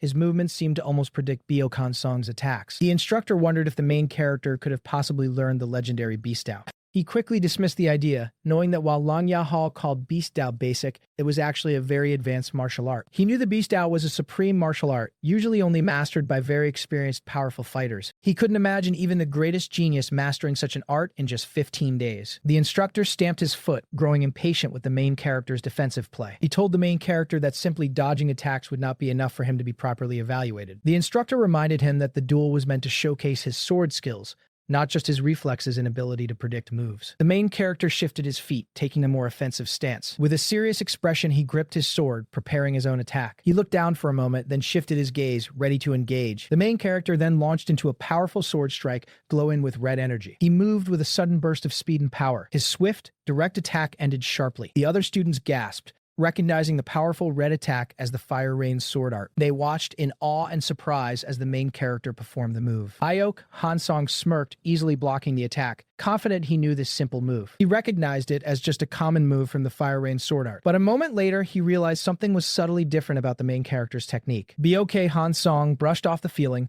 boasting that he could perform that move with his eyes closed. Still overconfident, the main character pressed his advantage with another quick red glowing strike. Bok Hansong cried out in shock, suddenly hit and utterly confused by what had just happened. He looked down at the impact point, bewildered by the unexpected blow. He looked up, realizing this was indeed the Fire Rain sword art, but it felt much more intense. The main character continued his fierce assault with a series of precise glowing red strikes. Bok Hansong's face showed growing fear as he wondered if the main character had been hiding his true skills to mock him. He started to panic, thinking the main character was trying to impress the instructor and move straight to the advanced hall, feeling his own chance slipping away. Bok Hansong glared at the main character, his resolve hardening. He gritted his teeth, refusing to give up his ambition. He declared that he was the one who would reach the advanced hall and unleash the powerful Asura sword method. Bok Hansong performed a deadly, blood-breaking strike. He leaped and spun in the air, delivering a series of furious golden sword slashes. The instructor recognized this as a killing move from the Asura sword sect, but remembered he never said they had to only use the Fire Rain sword. He focused intently on the young main character, wondering how he would handle this. The instructor was deeply impressed that the main character's balance didn't waver even under such a fierce attack. The main character stood firm, deflecting the barrage of glowing red strikes. The instructor watched with a knowing look, a realization dawning on him. He was now certain that the main character had truly mastered the Beast Out. Bok Hansong yelled in frustration, admitting that the main character was good at dodging his attacks. He prepared for his ultimate move, his eyes glowing with fierce determination. Bok Hansong shouted that this would be the final blow. The instructor looked visibly shocked by the turn of events. Bok Hansong's sword glowed intensely with red energy. He charged forward with a powerful, decisive strike. Byoke Hansong unleashed his ultimate technique. Bloodwind annihilates the moon, a devastating dark red attack. The main character swiftly drew his sword. He gripped his sword with unwavering focus, ready for the clash. Their swords met with a deafening red explosion, sending shockwaves through the hall. The sharp sound of the final clash filled the room. The other students watched in horror and shock as the duel reached its brutal conclusion, the aftermath with a solemn expression. The main character had countered with the 13th move of the Fire Rain sword art. He combined it with the advanced technique of the beginningless extremes martial art, surrounded by a radiant blue and white aura. A final, decisive sound signaled the end of the intense fight. Blood trickled down Byoke Hansong's head as he fell lifelessly. The main character stood over Byoke Hansong, who lay defeated on the ground. He calmly looked down at his fallen opponent. The main character remained standing, holding his sword, the clear victor of the duel. The other students stared in disbelief and terror at the outcome. They were completely stunned by what they had just witnessed. A loud crack filled the air as something crashed, signaling the end of a fierce duel. One person lay still on the ground, and the man in black observed quietly, knowing what this meant. The man in red looked down, realizing the fallen opponent was dead, hit right in a deadly spot. The defeated opponent was struck fatally on a deadly spot. He then turned to the victor, the man in black, asking if he was always a student of the Wandering Night Pavilion. The man in black simply replied, no, keeping his composure. The man in red pressed on, wondering how the man in black mastered the wild beast path in just 2 weeks, but the victor claimed he only learned the basics. The man in red looked annoyed, questioning if the Wandering Night Pavilion now taught their students to lie, clearly not believing the simple answer. He angrily cut off any further explanations, ordering the man in black to clean up the dead body right away. The other students watched in shock and whispered among themselves, horrified by the murder during what should have been a normal sparring session. They wondered if the killer would be punished, but the man in red reminded them this was Hell Island, not a regular martial arts school. He warned that if someone used a killing move, they must also be ready to die themselves. This emphasized the brutal nature of their training, and he declared that the trial would continue despite the deadly outcome. More trials continued, swords clashing and bodies falling to the ground in quick succession. Another student lay defeated, a bloody sword nearby, as the other onlookers reacted with surprise and fear. The man in black, Seol, stood firm, having won his trial with deadly precision. The man in red then announced that the other students had failed their trials. He told them to leave immediately and find another martial arts chamber since they weren't good enough for this one, but one student nervously asked for another chance. With a firm no, the man in red dismissed their plea, showing no mercy. He explained that while they might have passed earlier tests because they were strong, learning the Fire Rain sword needed more than just strength. It required great talent, effort, and pushing past their limits. The group of students looked disappointed, understanding they lacked what was needed to continue. The man in red waved his hand, telling them to leave with a dismissive gesture. The defeated students slowly shuffled out, their footsteps heavy with failure. As they left, Seol stood alone in the center of the hall. The man in red turned to Seol, asking why he wasn't leaving with the others. Seol looked at him, asking if he also had to leave. The man in red confirmed that Seol had won his duel and passed the trial, so he should move on to the advanced trials. However, Seol surprised him by saying he would rather stay in the intermediate chamber than advance. The man in red seemed confused, asking Seol why he would want to stay behind. Seol explained that the only sword technique he had truly learned was the Fire Rain 13 forms. The man in red looked at Seol closely, seeing the sign for the intermediate chamber above the door. He pointed out that Seol had learned the wild beast path and could even see through the Asura sword sect's techniques. Yet Seol simply affirmed his statement, leaving the man in red looking utterly perplexed. After a moment, the man in red agreed to teach Seol, promising to teach him the Fire Rain Thundering Sword, which followed the Fire Rain 13 forms. He warned Seol, stating he hated when people made little tricks to try and make an impression. He looked down at Seol with a serious expression. He threatened Seol, saying if he saw him learning any other sword technique apart from the Fire Rain 13 forms, he would immediately behead him. 4 days went by quickly, and the man in red looked serious. The man in red watched Seol train, his expression thoughtful. He had checked all manners possible in the last 4 days. He observed Seol practicing from a distance, noting his dedication. He thought to himself that Seol had no basic sword skills before, but he worked harder than anyone he had seen in the past 4 days. Seol moved with intense focus, his sword flashing. The man in red realized Seol really was just a beginner with the sword, yet his determination and focus were incredibly strong. Seol trained with such fierce energy, his face strained as if his life depended on mastering the moves. The man in red finally understood how Seol had managed to master the wild beast path in just 2 weeks, given his extreme dedication. Seol continued his training, performing moves like the Fire Rain. He twisted his body, executing the Fire Rain Thundering Sword technique with incredible speed and power. His movements were sharp, like extreme lightning. Suddenly, the man in red yelled, "Stop!" halting Seol in his tracks. He told Seol to stop now, saying it looked like he had learned the main ideas of the Fire Rain Thundering Sword. Seol was surprised but listened as the man in red explained that the Fire Rain Thundering Sword twists the body quickly to connect moves together. However, he pointed out that all the moves involve swinging the sword around, which isn't very useful in a real fight. The man in red added that Seol was trying to use every technique in a real-life way. He explained that Seol performed the moves as if trying to kill someone, which Seol thought was the whole point of sword techniques. The man in red explained that while murderous intent is needed for demonic martial arts, there's another path. He clarified that to reach a higher level of martial skill, the Fire Rain Sword actually lets go of the idea of killing, demonstrated by the bloody sword being sheathed. He warned Seol that if he couldn't get rid of the desire to kill in his mind, then he would only end up creating martial arts that would hurt himself. A thought that reminded Seol of what instructor Jin Gak had told him before. The man in red then spoke of his own past, where he lived with a heart full of murderous intent. He had killed everyone who got in his way, surrounded by the ghostly echoes of the fallen. But because of this, he lost both his honor and his pride, and his martial arts skills suffered greatly as a result, as he felt the pain of those he had harmed. He explained that while techniques meant to kill might feel like they lead to higher skill, they are actually a barrier in the endless journey of swordsmanship, so Seol needed to throw away his desire to kill. He then called out Seol, saying that those who wield swords often carry a past filled with sadness and bad luck.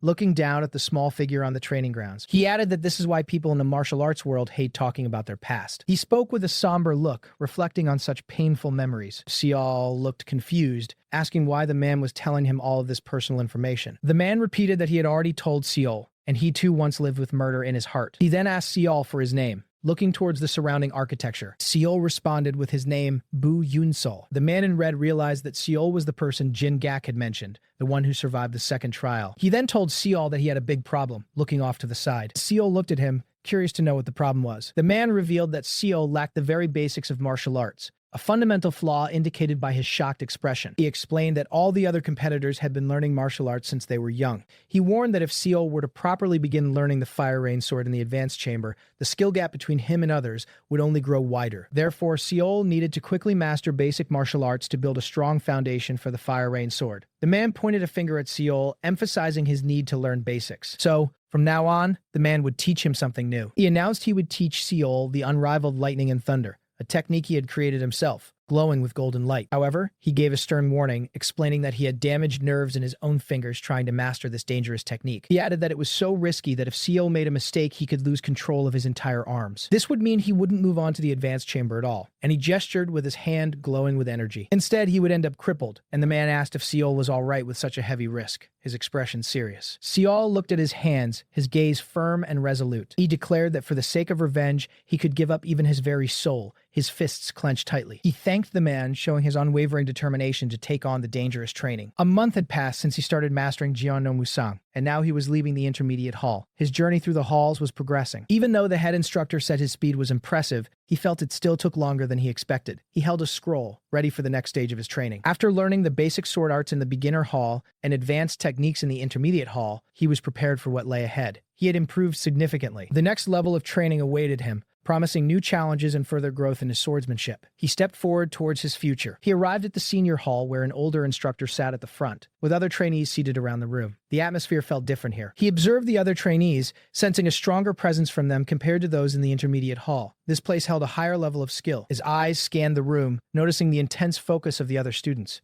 He felt a change in their general attitude towards him. He could tell the disdain he once faced was no longer present in their eyes. His reputation had clearly shifted. The head instructor of the senior hall looked at him, his gaze sharp and observing. He seemed to know who Bu Unsel was. He felt a distinct energy in the senior hall, different from anything he had encountered before. Even the air itself seemed to carry a unique weight. He noticed the trainees carried an energy far stronger than those in the previous hall. The level of skill here was clearly much higher. He could sense a powerful aura from the other trainees, showing they possessed a much deeper level of energy. Their presence was formidable. The scorn in the trainee's eyes was gone, replaced by something else entirely. He believed this change was because he had killed Bio Kansong. He reflected on how cleaning corpses had only brought him ridicule from others. People had looked down on him for such a task. However, cutting down a man brought a different kind of reaction, one of awe and admiration. He understood how power changed perceptions. The instructor greeted him, recognizing him as Bu Unsel, and mentioned he had heard about him. He invited Bu Unsel to take a seat, ready to begin the lesson. Since there was a new trainee, the instructor decided to explain the Song of Hua Yu Sword and its 7 core teachings once more. He wanted everyone to be on the same page. The instructor began listing the teachings, starting with Pion Sin Guyu Ryok, which meant strength flowed through the entire body. Bu Unsul listened carefully. He continued with more teachings like Ipshin Jungjung for proper balance and Hamhyung Balbei for chest and back posture. He also explained Ilbal Misim Ip to avoid overreaching on the first strike. Bu Unsul understood these teachings deeply. A golden light seemed to emanate around him as he absorbed the knowledge. He realized that without mastering the advanced sword arts in the intermediate hall, he would never have truly grasped the meaning of these complex teachings. His previous training was crucial. The instructor announced the end of the day's interpretation of the Dharma. Then he called out Bu Unsul's name specifically. He asked Bu Unsul to come with him for a moment, hinting at a private conversation or test. Bu Unsul silently agreed. Bu Unsul looked at the instructor with a focused expression. He was ready for whatever the instructor had in store for him. This chapter marks the 11th part of the Great Heavenly Demon Sovereign. Bu Unsul followed the instructor through a serene outdoor area, surrounded by trees and traditional buildings. The light of the sun filtered through the leaves. The instructor explained Mu Jiam Sung Yu Jiam, which means no sword triumphs over the sword.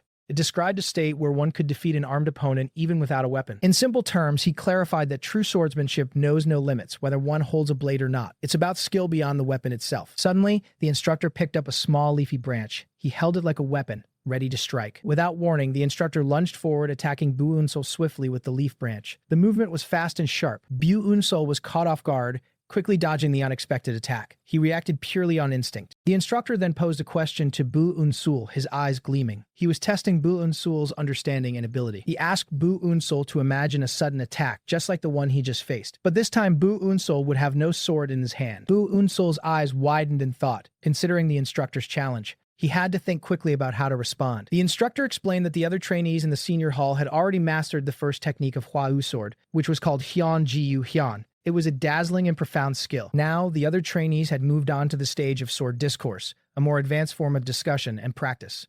Bu Unsul felt the pressure to keep up. The instructor warned Bu Unsul that if he could not understand or keep up with his current question, he would be cast out without hesitation. He stressed the importance of a careful answer. Bu Unsul paused, looking at the instructor holding the leafy branch. He pondered the crucial question. He decided on his answer, his gaze hardening with determination. He knew he had to prove himself. Bu Unsul confidently stated that if he had no sword, he would use his opponent's blade instead. It was a bold and unexpected response. The instructor was taken aback by Bu Unsul's answer, a surprised expression on his face. Bu Unsul stood ready, energy flowing around him. The instructor's reaction was one of shock, seeing Bu Unsul's confidence. Bu Unsul stood firm, prepared for anything. Bu Unsul's determination radiated, showing his resolve. He wasn't backing down. The instructor reacted with a swift, powerful motion. His previous calm demeanor had vanished. Bu Unsul gasped in surprise, realizing how quickly the instructor moved. He was completely caught off guard. The instructor remarked that Bu Unsul's judgment was hasty, implying his answer wasn't quite what he expected. Bu Unsul felt a strong internal push to fight. Bu Unsul looked up eyes wide with shock as the instructor moved. He couldn't believe the speed. He was stunned to find the instructor already behind him. The man's speed was beyond anything he had anticipated. The instructor spun around, showcasing incredible agility. Bu Unsul struggled to follow his movements. Bu Unsul found it impossible to even guess where the instructor would dodge next. The man's movements were simply too unpredictable. He admitted to himself that while he hadn't expected to catch the instructor, he also didn't think he'd be completely unable to follow his moves. The skill gap was vast. The instructor continued to move with effortless grace. He watched Bu Unsul's struggling reaction. Bu Unsul stumbled, his foot hitting the ground hard as he tried to keep up. He realized he needed to push himself further. He desperately thought that if he couldn't show something truly remarkable here, he wouldn't be allowed to remain in the senior hall. Failure was not an option. He decided to raise his beast's insight to its absolute limit, hoping to read the direction of the instructor's lightning-fast movements. He focused intensely. He reached out his hand, trying to grab the instructor. The air crackled around him with energy. He stretched his hand out towards the instructor, attempting to connect. The leaves on the ground swirled around them. He wished for just one chance, one moment to grasp the instructor's moves and prove his worth. He yearned for a single hit. The instructor continued his swift movements, making it impossible for Bu Unsul to land a blow. Bu Unsul moved quickly. The instructor was incredibly fast, a blur of motion. Bu Unsul just watched as he slipped away. Bu Unsul was completely outmaneuvered, his body flung into the air. He was unable to counter the instructor's speed. He landed roughly on the ground, creating a cloud of dust. The impact was strong. Bu Unsul crashed to the ground, feeling the impact and a sense of defeat. He had failed to land a single hit. He groaned, feeling the pain of his fall and the sting of his failure. He slowly pushed himself up. He let out a small breath, still recovering from the fall. He felt a tap on his shoulder. The instructor, smiling, reached out to help Bu Unsul up from the ground. He seemed pleased despite the outcome. The instructor then surprised him by declaring that he passed the test. Bu Unsul was confused, questioning if he truly passed. Bu Unsul couldn't understand how he passed when he hadn't even landed a single hit. He desperately sought an explanation. The instructor explained that Bu Eun-sol would start learning Hyun Gyun Hyun tomorrow. He instructed him to be at the training grounds earlier than the others before dawn. Bu Eun-sol, understanding the new directive, confirmed his comprehension. He was ready for the next step. Bu Eun-sol bowed respectfully, showing his agreement and readiness to follow the instructor's orders. He was determined to excel. The instructor watched Bu Eun-sol, a thoughtful expression on his face. He recognized Bu Eun-sol's potential. He gently held the leafy branch he used earlier, a subtle smile playing on his lips. His eyes held a deep understanding. He flicked the branch, letting the leaves fly. The moment seemed to carry a deeper meaning. He looked down, his thoughts clear and insightful. He saw something special in Bu Eun-sol. He mused that even a wolf cub is still a wolf, implying that Bu Eun-sol, despite his current state, possessed an inherent strength and talent that would eventually emerge. He recognized Bu Eun-sol's true nature. Bu Eun-sol, now recovered, looked forward with bright, determined eyes.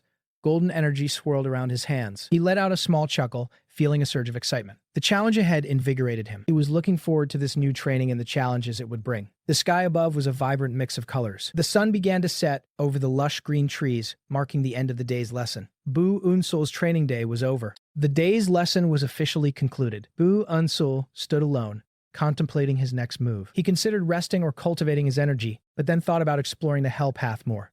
He felt an urge to venture deeper into the area. He recalled his time in the second hall, remembering how quickly fights could break out there. He knew he needed to be prepared for anything, even here. He looked out at the distant mountains and the darkening sky. The rugged terrain suggested hidden dangers. As he walked, he heard the faint sound of footsteps. He wondered who else was out at this hour. He pondered about the footsteps he heard. He decided to pay closer attention. He carefully counted the footsteps. 1, 2, 3, 4. There was more than one person approaching. 5. He concluded, realizing a group of people was heading his way. His senses sharpened. A group of 5 figures emerged from the path, walking with purpose. The sound of their footsteps grew louder. The group stopped in front of him, and one of them called out his name, Bu Eun-sol. It was clearly not a friendly encounter. One of the group members accused Bu Eun-sol of being too full of himself since his time in the intermediate hall. He declared it was time to break that habit. He reminded Bu Eun-sol that he was the one who killed first, so he shouldn't complain about unfairness. He also mentioned that his group, the 5 Peak Swords, were known as geniuses. The leader warned Bu Eun-sol to be ready for what was coming. Bu Eun-sol prepared himself for a fight. Suddenly, Bu Eun-sol sensed something unexpected. He realized there was one more person, an unseen attacker. He quickly turned his head, seeing a new figure poised to strike. His eyes widened in surprise and shock. A different person, another trainee, cried out, "You bastard," as they attacked. This new attacker was moving swiftly. This new person, Seo Jinha, quickly struck one of the 5 Peak Swords from behind. He was caught off guard by the unexpected intervention. The attacked trainee screamed in pain as Seo Jinha landed a powerful blow. The red energy crackled around them. The Seo Jinha struck the trainee firmly across the back. The blow was so strong that blood flew from the man's mouth. The attacked trainee fell to the ground. The fight had started unexpectedly. The attacked trainee lay on the ground, defeated. The other members of the 5 Peak Swords looked on in shock and anger. They gasped, recognizing the new fighter. One of them called out a name in disbelief. Another trainee yelled out, "Seo Jinha." Her eyes glowed with fierce red determination, holding a sword. Seo Jinha stood ready, her movements sharp and decisive. She had made her choice to intervene. Seo Jinha looked at Bu Eun-sol, her expression serious and direct. She had something important to say. She declared that they needed to talk, indicating a crucial discussion awaited them. Bu Eun-sol looked at her. Her eyes, burning with a fierce red light, conveyed the urgency and intensity of her words. She held Bu Eun-sol's gaze with unwavering focus. 2 people stared in shock at Seo Jinha, who stood calmly over a fallen person. Seo Jinha's face showed clear anger, telling them to leave him alone. He said he had no business with them, causing the 2 attackers to look clearly scared. As the others ran, Seo Jinha thought about how strong the man they just faced was, promising to deal with him later. Seo Jinha just scoffed, calling them cowards as they disappeared from sight. He then turned, his expression stern, ready to face whatever came next. His intense eyes reflected the setting sun as he prepared for something important. He looked towards the sky, ready to directly question Bu Eun-sol about her intentions. Seo Jinha walked forward with a determined stride. Bu Eun-sol, with her striking red hair, quickly drew her sword, her face set in a fierce glare. She looked surprised, asking him what he meant by asking whose side she was on. This marked the beginning of Chapter 12 of their intense journey. The elder announced that everyone had learned the first move of the Fire Rain Sword technique. However, You can only say that you have mastered it when you have made it your own. He then called on Bu Unseo, eager to take a look at the fire raindrops she had created. He encouraged her to try it out. Bu Unseo stepped forward, preparing to demonstrate her skill. She held her sword, a focused look on her face. Her eyes sharpened with fierce determination. She moved with swift, powerful slashes, red energy swirling around her in a dazzling display. Her eyes sharpened with fierce determination as she began her demonstration. Her sword moved like a blur, showing incredible speed and precision. She spun and leaped, performing an impressive aerial move with her sword. With a final flourish, she landed gracefully, completing her performance. The elder observed her technique, noting its grounded and precise nature, and that he had made it something filled with murderous intent. He then instructed Bu Unseo to return to her spot. Next is Seo Jinha. Seo Jinha rose from his seated position, ready to step forward. As Seo Jinha stepped up, he briefly glanced back at Bu Unseo. His gaze was sharp, hinting at a hidden observation. Seo Jinha then drew his own sword, which crackled with a strong purple energy. He thought about how Bu Unseo had shown a technique that would have countered his,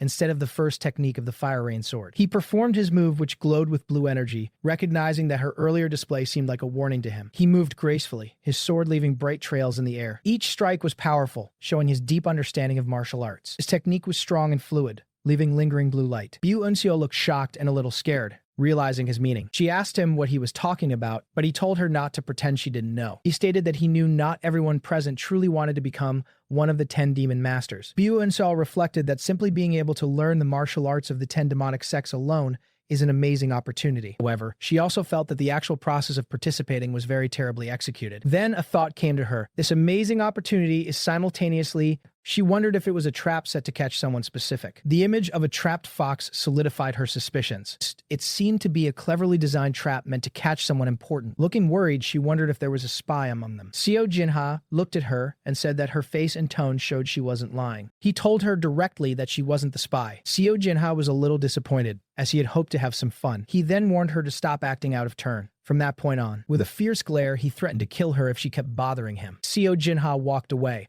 leaving Bu Unseo to think. Bu Unseo pondered the idea of a spy, realizing there was much more happening than she first thought. She thought it made sense since I had been focusing solely on learning the Wandering Beast Pavilion and the Fire Rain Sword Sects martial arts. She decided it wasn't something she needed to worry about too much. To her, a spy or any demonic artist was just another opponent to face, and she knew the real trials would begin soon. The sky glowed with the colors of sunset over the rugged mountains. A small rat scurried across the ground. Suddenly, a hand reached down and grabbed the small creature. High above, a bird soared across the dark, stormy sky. Bu Unseo looked up towards the sky, while the sky glowed with the colors of sunset over the rugged mountains. The sky glowed with the colors of sunset over the rugged mountains. Suddenly, a hand reached down and grabbed the small creature. High above, a bird soared across the dark, stormy sky. A grand, traditional building stood quietly in the distance. An elder's hand tapped a scroll, announcing that the training had officially ended. He understood that many might have found learning the rules boring, yet he reminded them that even seasoned martial artists take time to study the deep rules of their arts. He taught them that truly understanding martial arts does not mean you can act it out. He expressed his hope that his lessons would guide them on their path in the Murim world. The elder looked at them with a serious expression. Under a dark and intense sky, he wished them good luck. A tall, ominous mountain swirled with dark energy,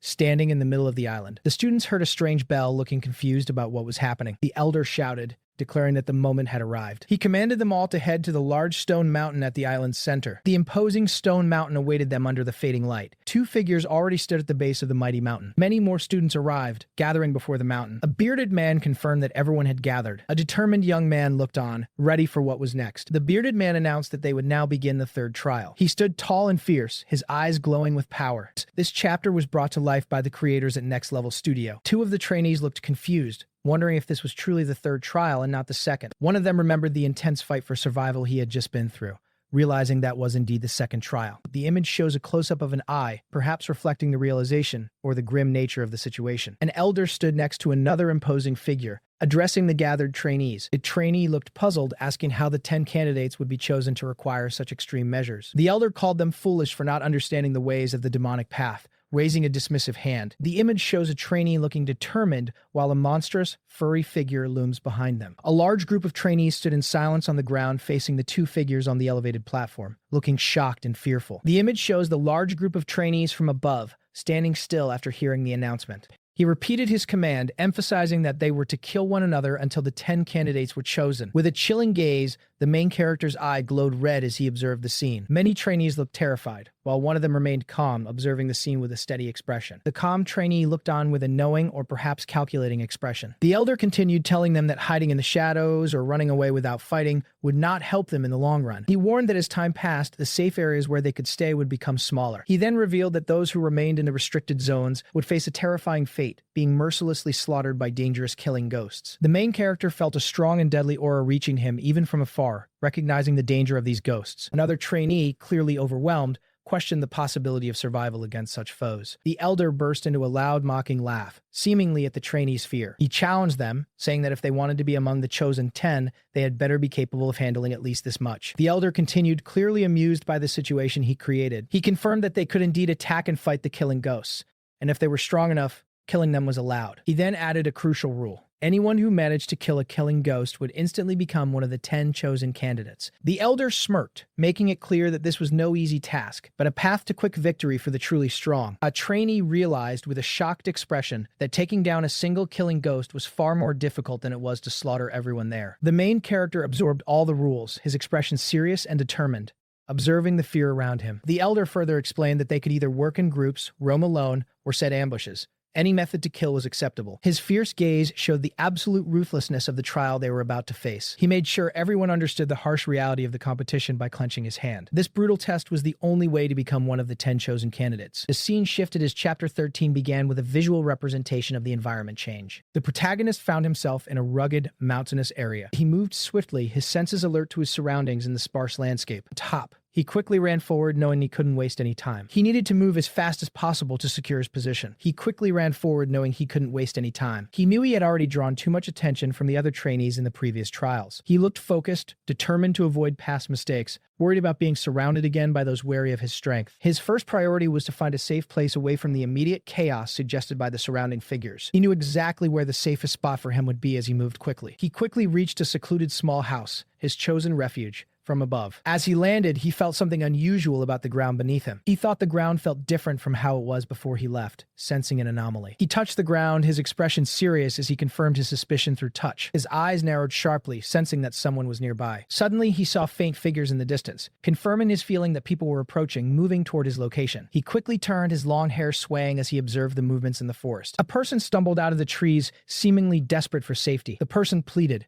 explaining that others were chasing and trying to kill them, crying out for help. The main character gripped his sword, ready for whatever came next, listening to the plea. The injured person promised to repay him generously if he would offer help. The main character first thought it might be a trick, assessing the situation. A close-up of his eyes suggests intense focus while observing the person. The person was indeed covered in blood and injuries, clearly in genuine danger. He sensed 3 pursuers, realizing they had banded together to hunt their target. He really did not want to get involved in their fight. However, he knew it would be a problem if his hiding spot was revealed because of this injured person. He quickly pushed the injured person down, making them hide. He then covered the hiding spot with dirt and leaves. He made sure the person was completely hidden from view within the dense foliage. The pursuers arrived, looking around and wondering where their target had disappeared to. They were amazed that the person could have gotten away so fast. Searching the area, one of the pursuers vowed to kill their target himself, no matter what, looking determined. He ordered his group to move, confident that the target could not have gone far. The pursuers rushed off, their footsteps quickly fading into the distance after the confrontation.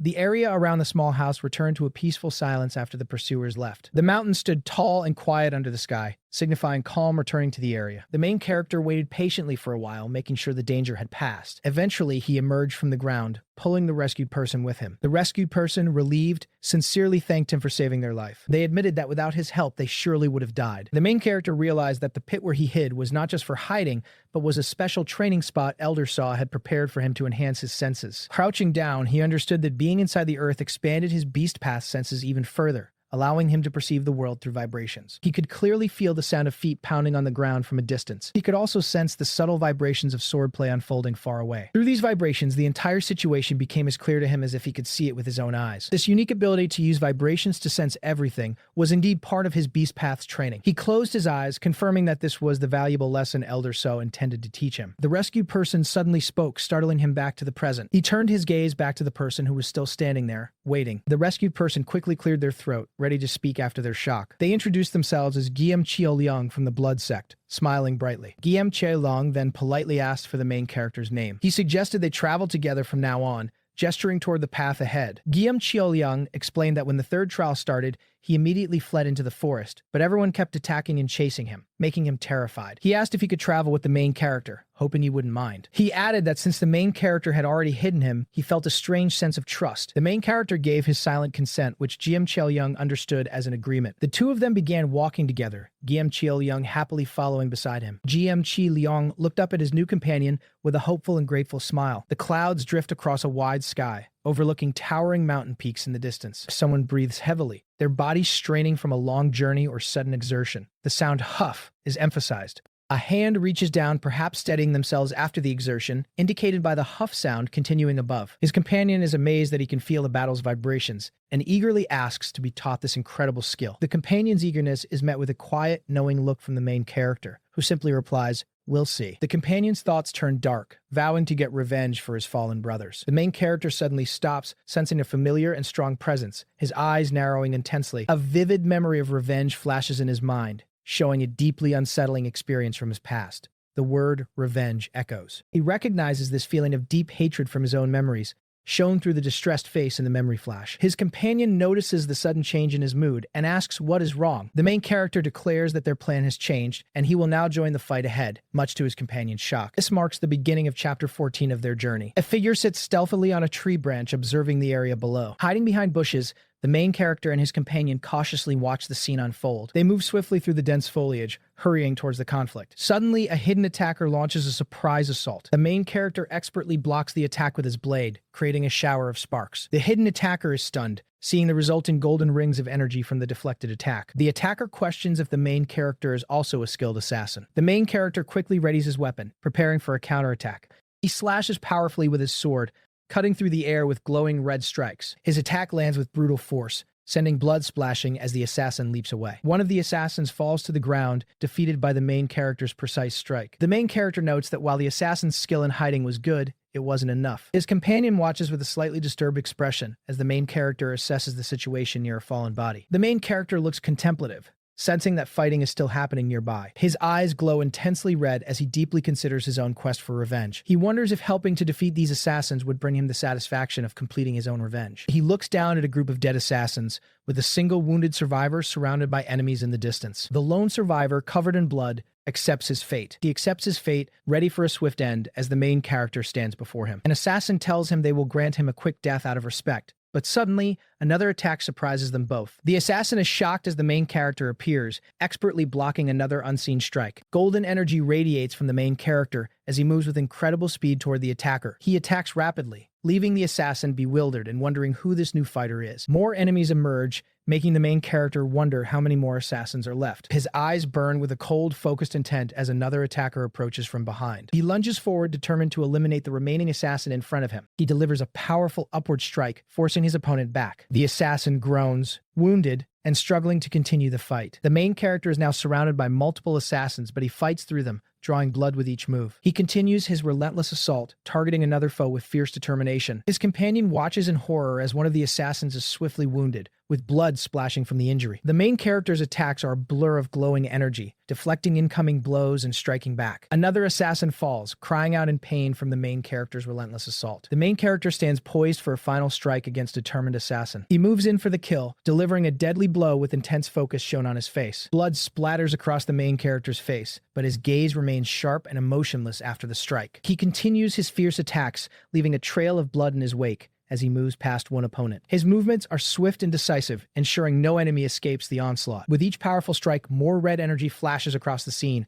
as he continues fighting. He shows no hesitation, delivering a series of fatal blows to the surrounding foes. The battle is a chaotic display of red, as his power overwhelms his foes. His face is shadowed, but his eyes glow with an intense, unwavering resolve to finish the fight. The man he saved, covered in his own blood, laughs bitterly, feeling a twisted sense of accomplishment. He declares that his revenge is now complete. He believes he has achieved his ultimate goal, standing amidst the defeated assassins. The main character stands alone among the fallen assassins, the battle now seemingly over. His companion peeks out from hiding, wondering if the entire conflict has truly ended, looking small in the background. The main character remains silent, his expression giving nothing away, as the companion says, "Even so, you can't let your guard down." The companion praises the main character's incredible skills, but then reveals a sinister, wide grin as he prepares to strike. Suddenly, the companion reveals a hidden dagger, his face twisting into a sinister, treacherous smile. He plunges the hidden blade into the main character's back in a flash of red energy. The betrayal is swift and shocking, indicated by the violent red motion lines. The dagger finds its mark, piercing the main character with a bright flash of impact. The sound of the blade striking echoes through the air as the companion clashes swords with the main character's attempt to counter. The sharp dagger glows with deadly intent as it deeply wounds him, as the main character twists to block a follow-up. Despite the unexpected attack, the main character swiftly reacts, his yellow eye showing surprise mixed with focus. He twists his body, blocking another quick follow-up attack from his treacherous companion. The companion is utterly surprised, demanding to know how the main character could have anticipated his betrayal. The main character calmly states that the companion himself is the reason he knew. He explains that because of this betrayal, he lost the chance to ask the other fallen enemy a final question. The main character turns to face his betrayer, his posture firm, while the companion looks utterly shocked. The companion, enraged, shouts and demands to know when he was figured out, but the main character reveals he knew from the very start. The companion is left speechless, unable to process this shocking truth. The main character explains that he knew the companion was full of hidden weapons when he was hiding beneath the ground earlier. It further explains that the stiff movement of his spine, as if carrying something heavy on his waist, made it easy to notice. The main character confesses that he kept the companion close, even after knowing his true identity, while the companion looks furious in the background. He admits he was simply curious about the companion's deceptive methods, observing him with a hint of amusement. He desired to understand the ways people try to trick others, shown by the intense focus on the companion's enraged face. He believed that learning about such deception would be very helpful in future battles, which shatters the companion's belief in his own cleverness. The companion screams in fury, convinced that his act was flawless as he attacks. He unleashes a barrage of hidden weapons,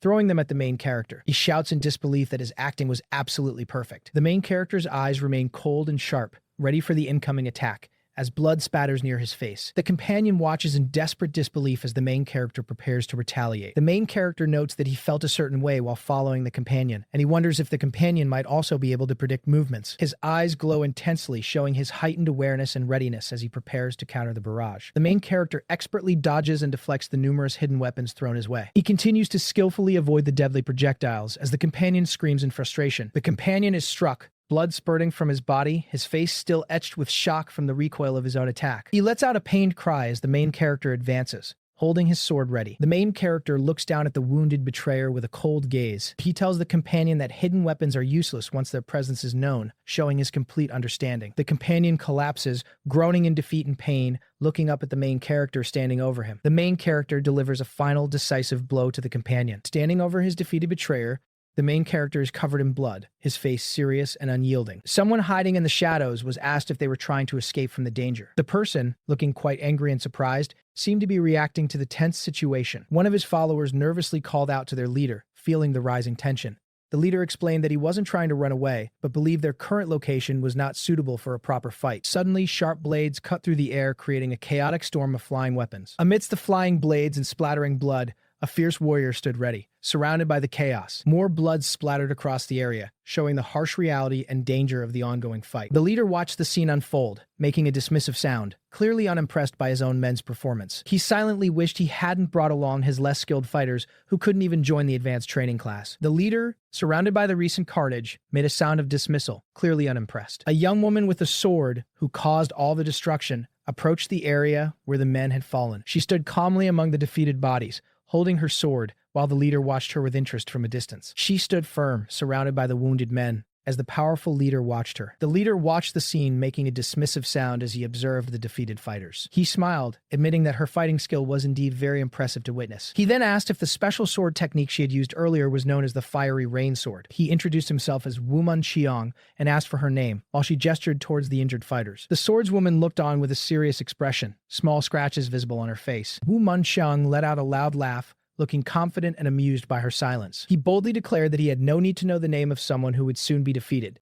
Without warning, he attacked, and their weapons clashed loudly, creating a bright flash of light. Wumun Xiang skillfully used his long, whip-like weapon to strike at his opponent with great speed. The swordswoman looked surprised, but quickly prepared her defense, reacting with alarm to Wumun Xiang's unexpected move. A warrior stands ready with his broadsword, facing an opponent he calls a demonic beast, trying out some small tricks. He notes that his opponent's trick worked, but the attack did not feel very strong. He understands that his opponent's body is very sturdy because it has been trained for a long time. He remembers an old master teaching him about the late strike technique. However, he feels confident believing he has now found a way to fight against his opponent's moves. This technique means being even a tiny bit faster than your enemy right at the moment you hit them. He explains that by changing how he uses the absorbing technique, he can make his sword move faster than its own path. No narration for this crop as it's a chapter title based on context. He cries out and charges forward, getting ready to attack his opponent. He explains his strategy. He will not fight against the pulling force from his enemy. Instead, he lets himself be pulled, and his sword glows with power. His opponent uses a blue energy field to pull him up into the air. He is quickly pulled down towards his opponent with great speed. As he is pulled, he positions his sword to strike from above. He reveals that his plan is to change the direction of his attack at the last second. The opponent below reacts in surprise as the attack's path shifts suddenly. Their swords clash fiercely in midair, creating a powerful impact. Another powerful blow connects between the two fighters. The opponent is surprised and lets out a cry as the attack lands. The warrior, who was pulled, is now on the offensive, striking his foe.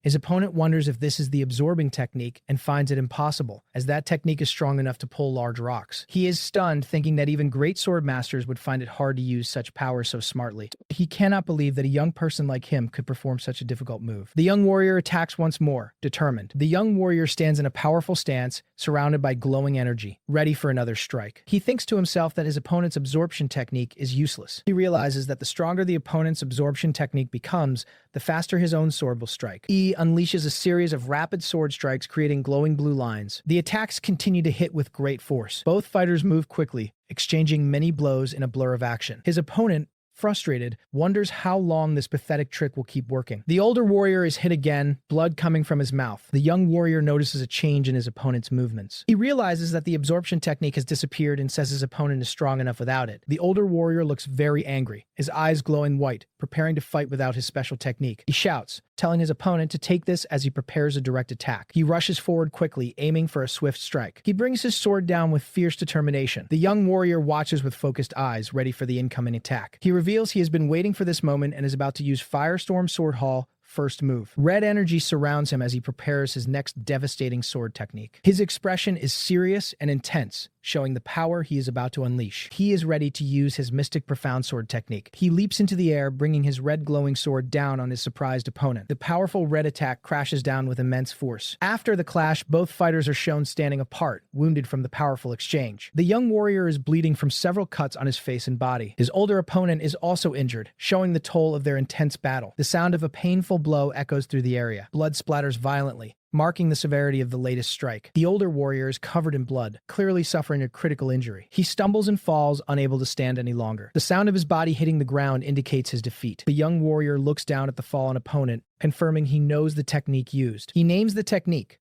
Firestorm Sword Hall, first move, Mystic Profound Sword technique. Despite winning, the young warrior is also injured and thinks to himself that the fight was very dangerous. He explains that he had to change a defensive move into a fatal attack. He further explains that to do this, he had to take all the opponent's hits on himself, and he never thought anyone could interpret the Mystic Profound Sword that way. The young warrior then walks away, leaving his defeated foe behind, who asks if he is just leaving. The young warrior states that the fallen opponent has nothing to do with his revenge, causing the defeated warrior to look surprised. The injured warrior thinks that even among those who come to greet him, there are people like this young warrior. The young warrior calls his opponent interesting and tells him they should not meet again before leaving. The young warrior walks away, leaving the area behind. He continues to walk into the distance, leaving the defeated and injured fighter kneeling on the ground. The injured fighter collapses completely, now lying on the ground. Suddenly, a new hooded figure stands over the fallen warrior. The hooded figure asks if Peng Ak came to kill someone as unimportant as them. The hooded figure reveals the fallen fighter's identity, Peng Ak of the Hebei Peng family. The hooded figure remarks that Peng Ak was quite useful for a traditional fighter, calling it a pity. Peng Ak is shocked and asks if the hooded figure knew his identity from the start. The hooded figure stares down at Peng Ak, who is bleeding and shocked. The hooded figure simply says,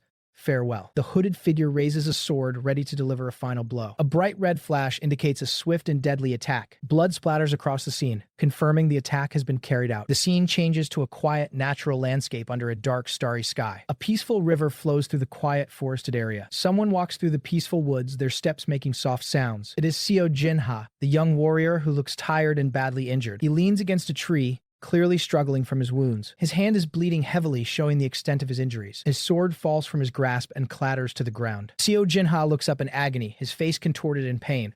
Another shadowy figure appears, telling Seo Jinha that he has tough luck. Seo Jinha looks up to see the new figure approaching. The figure taunts Seo Jinha, saying he was hit by a special poison needle and will die without the antidote. Many other figures emerge from the trees, surrounding Seo Jinha completely. Seo Jinha curses, realizing that people are using special techniques and poison in a very organized way against him. He understands that there are limits to trying to fight alone. One of the ambushers asks if he is trying to fight with his left hand. The ambusher adds that no matter how skilled Seo Jinha is, someone good with their right hand cannot suddenly fight well with their left. The ambusher advises Seo Jinha to simply give up. The ambushers attack Seo Jinha from all sides. He is overwhelmed by the multiple opponents. The attackers close in, moving with speed and coordination. Seo Jinha attempts to defend himself against the barrage of attacks but struggles. He is struck once more, feeling intense pain. Seo Jinha cries out in pain, realizing he has been hit by another poison needle. He thinks that if he doesn't drink the antidote very soon, it will be over for him. He feels a sense of despair, realizing his situation is dire. He knows that at this point it is already too late for him. His eyes glow with a fierce reddish light, showing his agony and possible defiance. Suddenly, one of the ambushers falls, surprising the others, who wonder who ambushed them.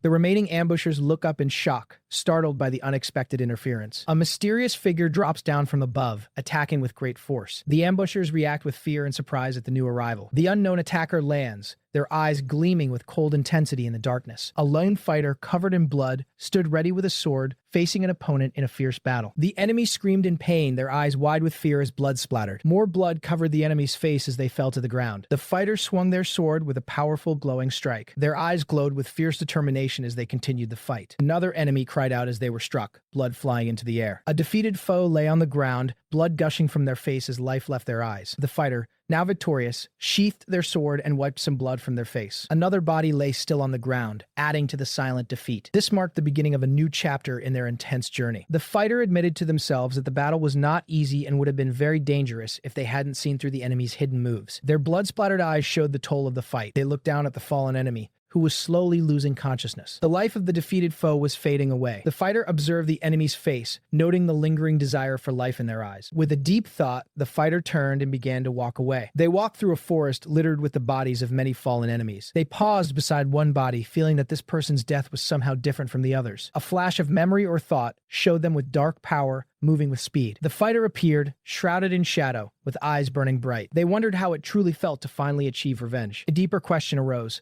Would they themselves be able to smile so freely once their own revenge was complete? A faint, almost sad smile touched their blood-stained lips. The fighter then picked up a spare sword from a fallen enemy. With two swords at their side, they stood ready to continue their path. They walked on, leaving the bloody battlefield behind. A mysterious figure watched from the shadows, and someone wondered if that person was truly him. The shadow quickly disappeared into the environment. More dark, swift movements were seen through the trees. A swirling dark mist suggested powerful hidden movements. It was noted that the fighter remarkably used simple sword techniques to defeat the assassins, even though those moves usually weren't very strong in real fights. The fighter continued to move forward, past more fallen bodies. Darkness briefly covered the scene. Still, many skilled fighters existed, and surviving in this harsh place would be tough without reaching a much higher level of strength. More dead bodies lay scattered around, evidence of another brutal encounter. Suddenly, a quick, sharp movement cut through the air. The next day, a tired fighter braced themselves as they heard shouts and commotion. "Chase him!" someone yelled, spotting the fighter. "He's alone. Don't let him get away." Another voice added. The fighter found themselves surrounded and chased by several enemies wielding long whips. A whip lashed out swiftly, aiming for them. With quick reflexes, the fighter blocked the incoming whip with their sword. The impact pushed them back slightly. More whips came flying, striking with speed. The fighter was hit, and blood splattered from the blow. They realized that the enemies were constantly tracking and following them. The fighter knew they needed a new strategy, or they would surely die for nothing. The chase continued through the open forest, the whips cracking through the air. High above, a powerful presence observed the scene. Two figures stood on a mountain peak, silhouetted against the bright sky. They looked down upon the world below, a vast and harsh land. The older, burly man asked his companion about the current situation. His subordinate reported that out of 86 trainees, only 41 were still alive after just 3 days. The old man's eyes glowed red, showing his stern approval of the brutal selection. Down below, the fighter continued to battle fiercely, their face smeared with blood. The old man stated that this meant only the truly strong and capable had survived. He decided it was time for those remaining to fully show their skills. He then asked for the map. A subordinate quickly handed him the requested map. Back in the chase, one of the assassins smirked,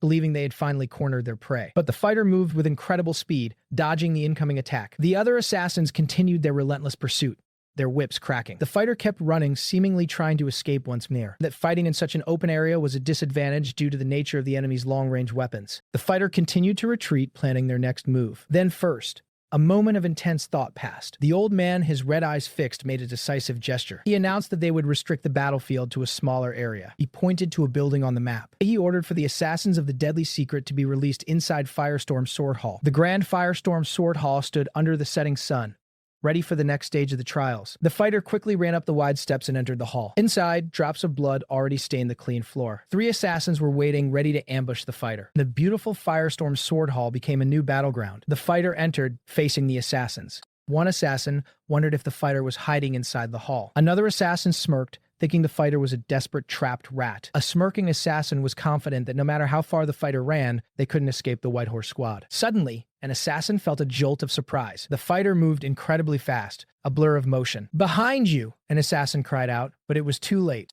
Another assassin, seeing the attack, cursed, calling their comrade a fool. The fighter countered swiftly, challenging if they really thought such an obvious trick would work. They quickly moved into a low stance, preparing for another strike. The fighter unleashed a powerful sword attack, cutting through an opponent with glowing force. An assassin screamed in agony as the blow landed. The remaining assassins were stunned, wondering how the fighter knew their exact route and movements. The fighter skillfully blocked a whip with their sword, parrying it with ease. They continued to move quickly, showcasing their superior speed. With a sweeping motion, the fighter sent a wave of red energy, hitting multiple attackers at once. Another assassin was struck by the powerful attack and fell. One assassin watched in horror as his comrade fell, yelling, "Damn it!" The fighter maintained a firm grip on their sword, ready for anything. An assassin tried to strike again with their whip, swinging it hard. But then they looked shocked, realizing something important. The fighter thought to themselves that this narrow, enclosed space was perfect for their plan. With deadly speed, the fighter continued to cut down opponents, their sword leaving red trails. An assassin let out a final scream as they were defeated. One of the assassins was completely bewildered by the fighter's strategy. They finally understood. The fighter had deliberately lured them into this building. In their thoughts, a clear strategy formed. The fighter realized that fighting in a narrow space would force the White Horse Squad's formation to shrink,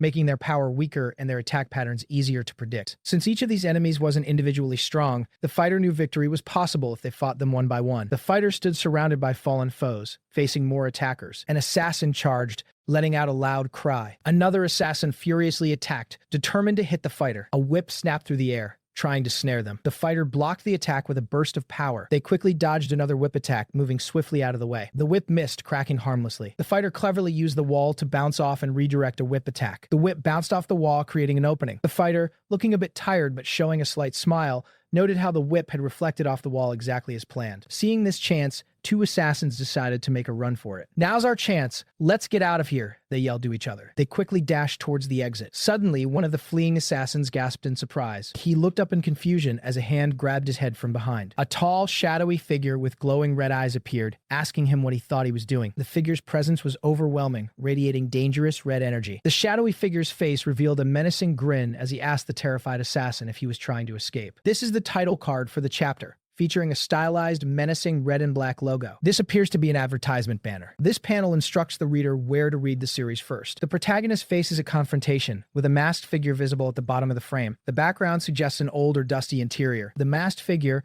known as the Killing Demon, stands ominously in dark attire. The protagonist internally questions the presence of the Killing Demon, wondering about the area's status. He is clearly concerned. The protagonist, holding a bloodstained sword, looks deeply concerned about the situation. The protagonist grips his bloodstained sword tightly as he assesses the threat. He wonders if the area became a restricted zone during their previous fight. Despite the danger, he resolves that he didn't come here just to run away from battle. The protagonist observes the Killing Demon standing still, maintaining a silent and imposing presence across the room. He subtly shifts his weight, his eyes showing fierce determination, readying himself. He thinks about what would happen if Amjin left the restricted zone. He moves swiftly, taking the first step to relocate, indicated by the motion blurring his foot. His face shows intense focus as he prepares to engage or escape. The environment blurs around him, suggesting extreme speed or disorientation. The Killing Demon remains still, a silent and imposing presence, its red eyes visible against the pale mask. The protagonist notes that there is no immediate response from the demon. He decides that this stillness means he should leave the area right away, trying to break the tension.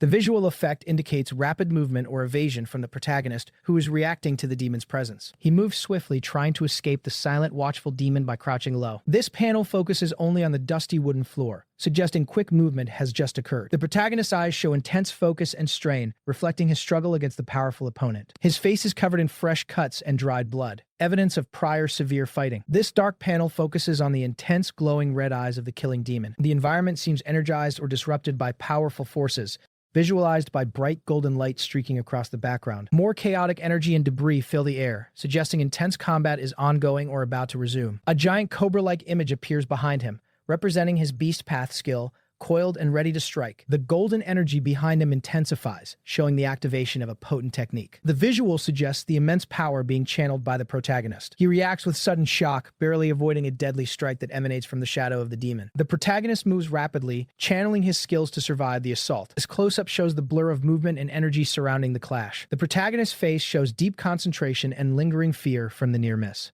He wonders how he should deal with such a formidable opponent's strategy. The world blurs around him as he moves at incredible speed to avoid danger. This panel shows an abstract representation of motion or sensory overload. The visual effect here suggests glitches or sensory distortion during the intense exchange. The protagonist feels the pressure of the moment, his body visibly distorted by the effects of the intense fight. He prepares for a sudden, unexpected move, pushing past the sensory noise. He realizes he must make his movements impossible to predict to survive. A bright, powerful strike flashes across the panel, demonstrating the speed of the demon's attack. The protagonist moves to intercept or dodge the attack, his expression set in grim focus, while the demon observes from the background. The floor shows trails from his incredibly fast and erratic movements as he tries to evade.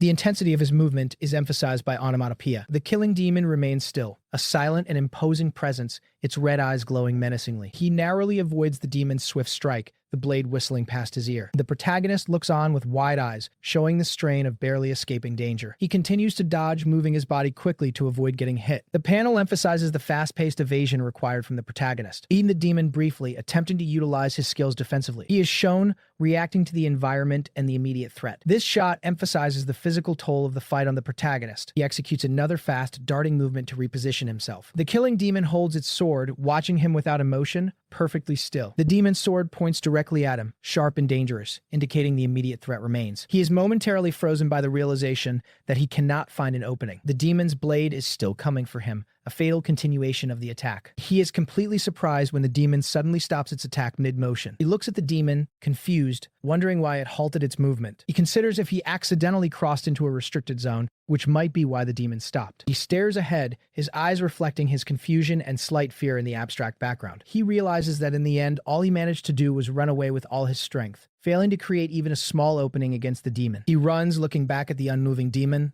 a sense of defeat on his face. He accepts that the demon is a true master, making him feel insignificant, like a mere frog at the bottom of a well. The chapter title appears again, marking a transition in the story. The sky glows with dark, fiery colors, creating an intense atmosphere in this landscape shot. A landscape with a mountain peak under a dramatic sky sets the scene for reflection. He thinks about how the killing demon's martial arts are so advanced that they are beyond his understanding. The bearded elder speaks, challenging the protagonist's understanding of martial prowess. The elder explains the timing inherent in superior hunting techniques. A fierce tiger is shown, ready to pounce, highlighting the predator's raw, overwhelming power. The tiger's attention is focused on its vulnerable prey, the deer. This panel shows the powerful legs of the lunging predator. This background panel shows the muted aftermath of the demonstration. The protagonist, back in the present confrontation, ponders the lesson in relation to his current fight. He wonders how he should deal with such a strategy. The elder appears again, reinforcing the lesson about the predator's timing. The elder confirms that the successful predator matches the prey's movement. The elder asks the protagonist what action he should take based on this information. This panel is a transition, showing a blank background as the protagonist processes the question. With a determined look,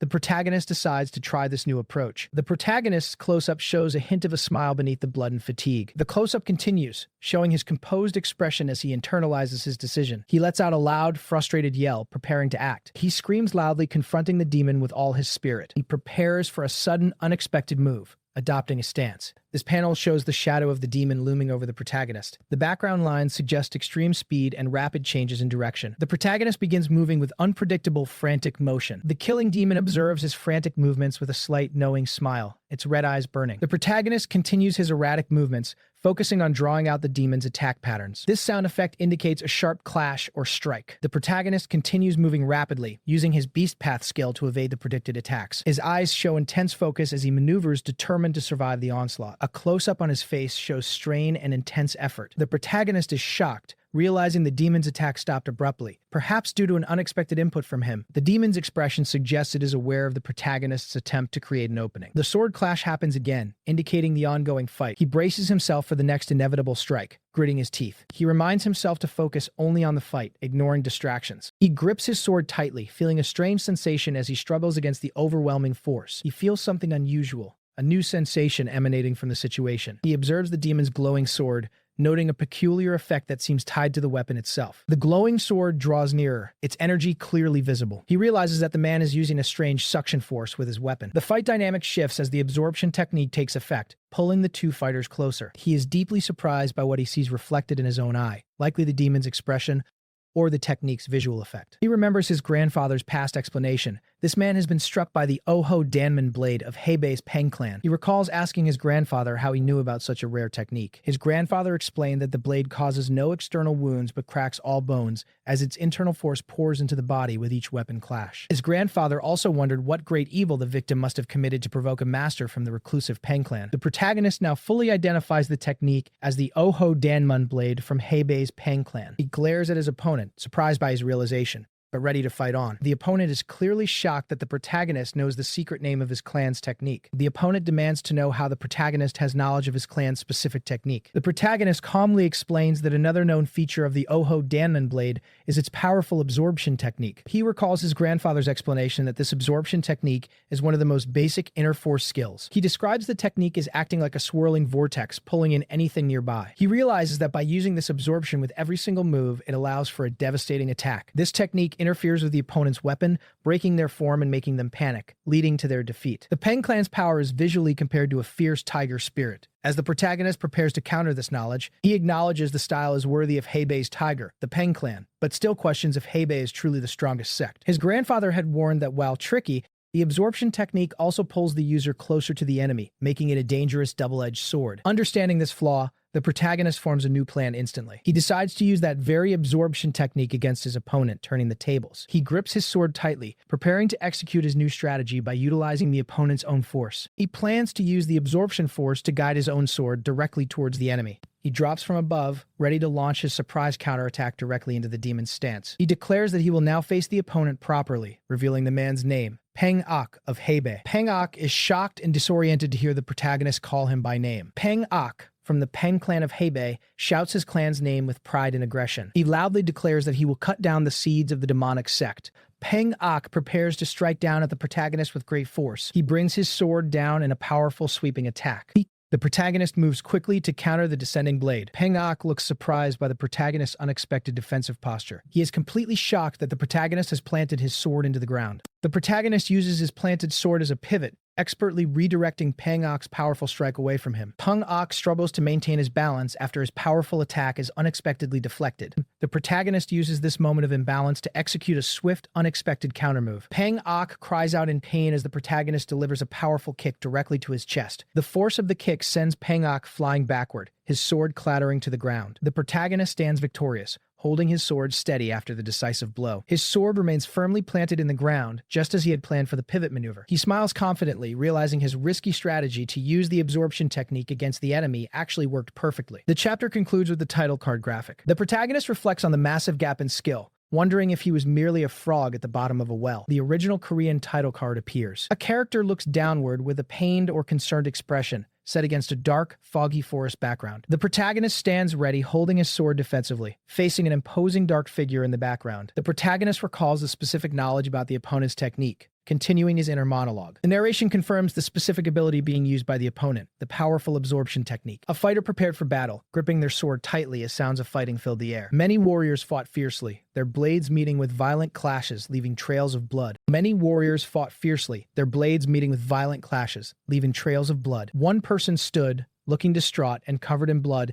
having just witnessed or been part of the brutal fight. One person stood, looking distraught and covered in blood, having just witnessed or been part of the brutal fight. After the intense battle, many bodies lay still on the ground, leaving only 2 fighters standing amidst the aftermath. The victor stood calmly, holding a sword still red with blood, having clearly won the deadly encounter. Suddenly, one of the remaining fighters showed a pained or surprised look, their eyes glowing faintly red. The injured person called out, asking the victor to stop, claiming they meant no harm as the victor approached. The victor looked down at the injured person, who was now weakened and gasping for breath on the ground. The victor held up a small bottle, knowing it was an antidote, and thought about how much easier it would make dealing with their other enemies. The injured person, still on the ground, struggled to call out and get the victor's attention. The victor turned their head, wondering what the fuss was about. With a pained expression and blood on their lip, the injured person revealed that they had already been poisoned by the enemy. The poisoned person said they had little time left before the poison spread, but the victor replied that they planned to kill everyone there anyway. The victor then coldly stated that they were only letting the injured person live because they weren't even worth the effort to kill directly. The injured person sadly agreed with this harsh assessment. The poisoned person understood they would soon die even if left alone. Seeing themselves as just another rival, the victor would eventually remove. In a desperate move, the injured person then shouted,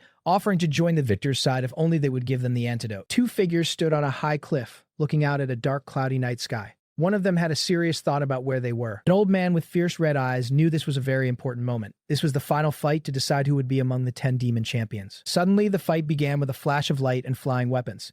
One fighter plunged downwards, ready for battle. Many fighters clashed in the air, their swords meeting in a flurry of movement. The long-haired fighter seemed to be in the thick of it. This was the start of the 20th chapter, where the battle for supremacy would rage on. Sharp daggers flew through the air, glowing with dangerous energy as they headed toward their targets. More daggers followed, shining brightly and adding to the chaos of the fight. A dark-haired fighter, Bu Unsol, moved swiftly, sword drawn, closing in on an opponent. Bu Unsol's sword met an enemy's, creating a bright burst of energy and light in the dark. The clash continued with force, as the fighters moved quickly, leaving trails of light and blood. Blood spattered violently as Bu Unsol landed a heavy blow on an enemy. Amidst the fierce battle, several fighters engaged at once, their blades glowing with power. Bu Unsol, with glowing red eyes and blood on their clothes, fought with intense desperation. A swift, bloody swipe of a sword cut through the air, showing the brutal nature of the fight. Bu Unsol looked worn out and in pain, their face showing clear signs of struggle. With a powerful blue light, Bu Unsol blocked an attack, pushing back against the enemy. The blue energy from Bu Unsol's defense exploded outward, momentarily pushing back the attackers. Bu Unsol dodged a quick, sharp attack, narrowly avoiding a hit. Another quick strike came,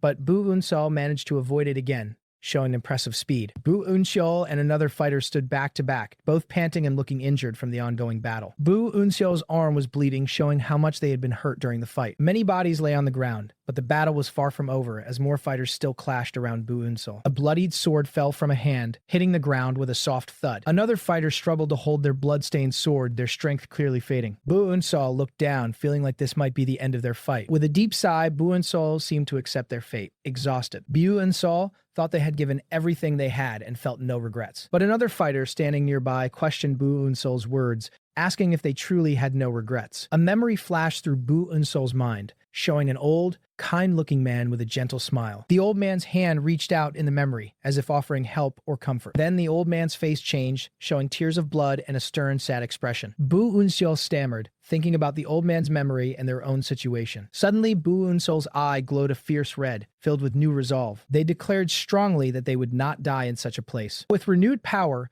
Bu Unsol lunged at 2 nearby enemies, surprising them with a sudden burst of speed. Bu Unsol gripped their sword tightly, now ready to fight with all their might. They unleashed a powerful, sweeping sword attack that sent multiple enemies flying through the air. The blade glowed brightly as it cut through their opponents, leaving streaks of blood behind. A loud, impactful sound marked the force of Bu Unsol's attacks. Bu Unsol rushed forward, a blur of motion as more enemies fell around them, blood splashing. Another opponent collapsed, unable to withstand the rapid attacks. Bu Unsol moved with incredible speed, slicing through enemy ranks, leaving them no chance to react. With glowing red eyes, Bu Unsol looked deadly, while an enemy shouted in frustration at their power. 2 enemies watched in shock, wondering what kind of amazing sword skill Bu Unsol was using. Seeing Bu Unsol's strength, the enemies decided they needed to kill them first. A new enemy jumped down from above, getting ready to face Bu Unsol. Bu Unsol remembered the advice to feel what was around them. They also remembered being told to move only by instinct, letting their body guide the fight. The image of the elder, Senior So, appeared, asking if Bu Unsol had forgotten his sword art. Bu Unsol's eyes glowed fiercely, understanding the elder's words, and ready to use the full power of the sword art. Their sword movements became a blur of white and blue light,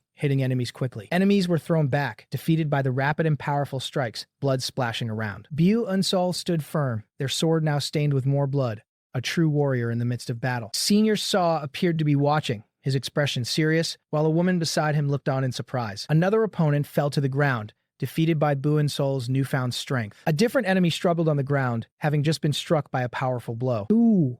Yunxiu fully understood the power of Senior So's practical swordsmanship and realized how to win. Their eyes showed extreme focus, ready for the next move. Bu Unsol clashed swords with an opponent, a powerful blue light shining from their weapons. But Bu Unsol suddenly felt a brief moment of confusion or trouble. The opponents smiled, believing they had finally caught Bu Unsol. Bu Unsol was shocked, realizing something important. The opponent seized the moment, aiming a strong punch at Bu Unsol. The punch landed with a bright flash of light and force. Bu Unsol was sent flying backward from the impact. They were knocked through the air by the powerful strike. Bu Unsol continued to be pushed further away by the force of the blow. They finally landed hard, far from where they were fighting just moments before. An enemy leader called out Bu Unsol's name, while a sinister figure with glowing eyes stood nearby. The sinister figure confidently said that Bu Unsol was already dead, but a determined voice cried out, no. Bu Unsol, despite their wounds, screamed fiercely for Bu Unsol to rise, realizing the true challenge. Bu Unsol held their head, feeling a strange pain and confusion. They gasped in pain, realizing something unusual was happening to them. Bu Unsol sat up, surrounded by dark, swirling energy, realizing they were now trapped in a restricted zone. The dark energy pulsed and spread, covering the entire area around Bu Unsol. Bu Unsol looked around, defeated and bleeding, their eyes wide with despair as the darkness surrounded them. A mysterious hooded figure with glowing red eyes appeared within the swirling darkness. The hooded figure was surrounded by a strong dark aura, looking very powerful. The figure's glowing red eyes shone even brighter in the dark, watching Bu Unsol intently. The hooded figure moved with a sudden sharp motion, ready to act. Bu Unsol's eye reflected the hooded figure and the strange dark power, showing their utter shock and fear.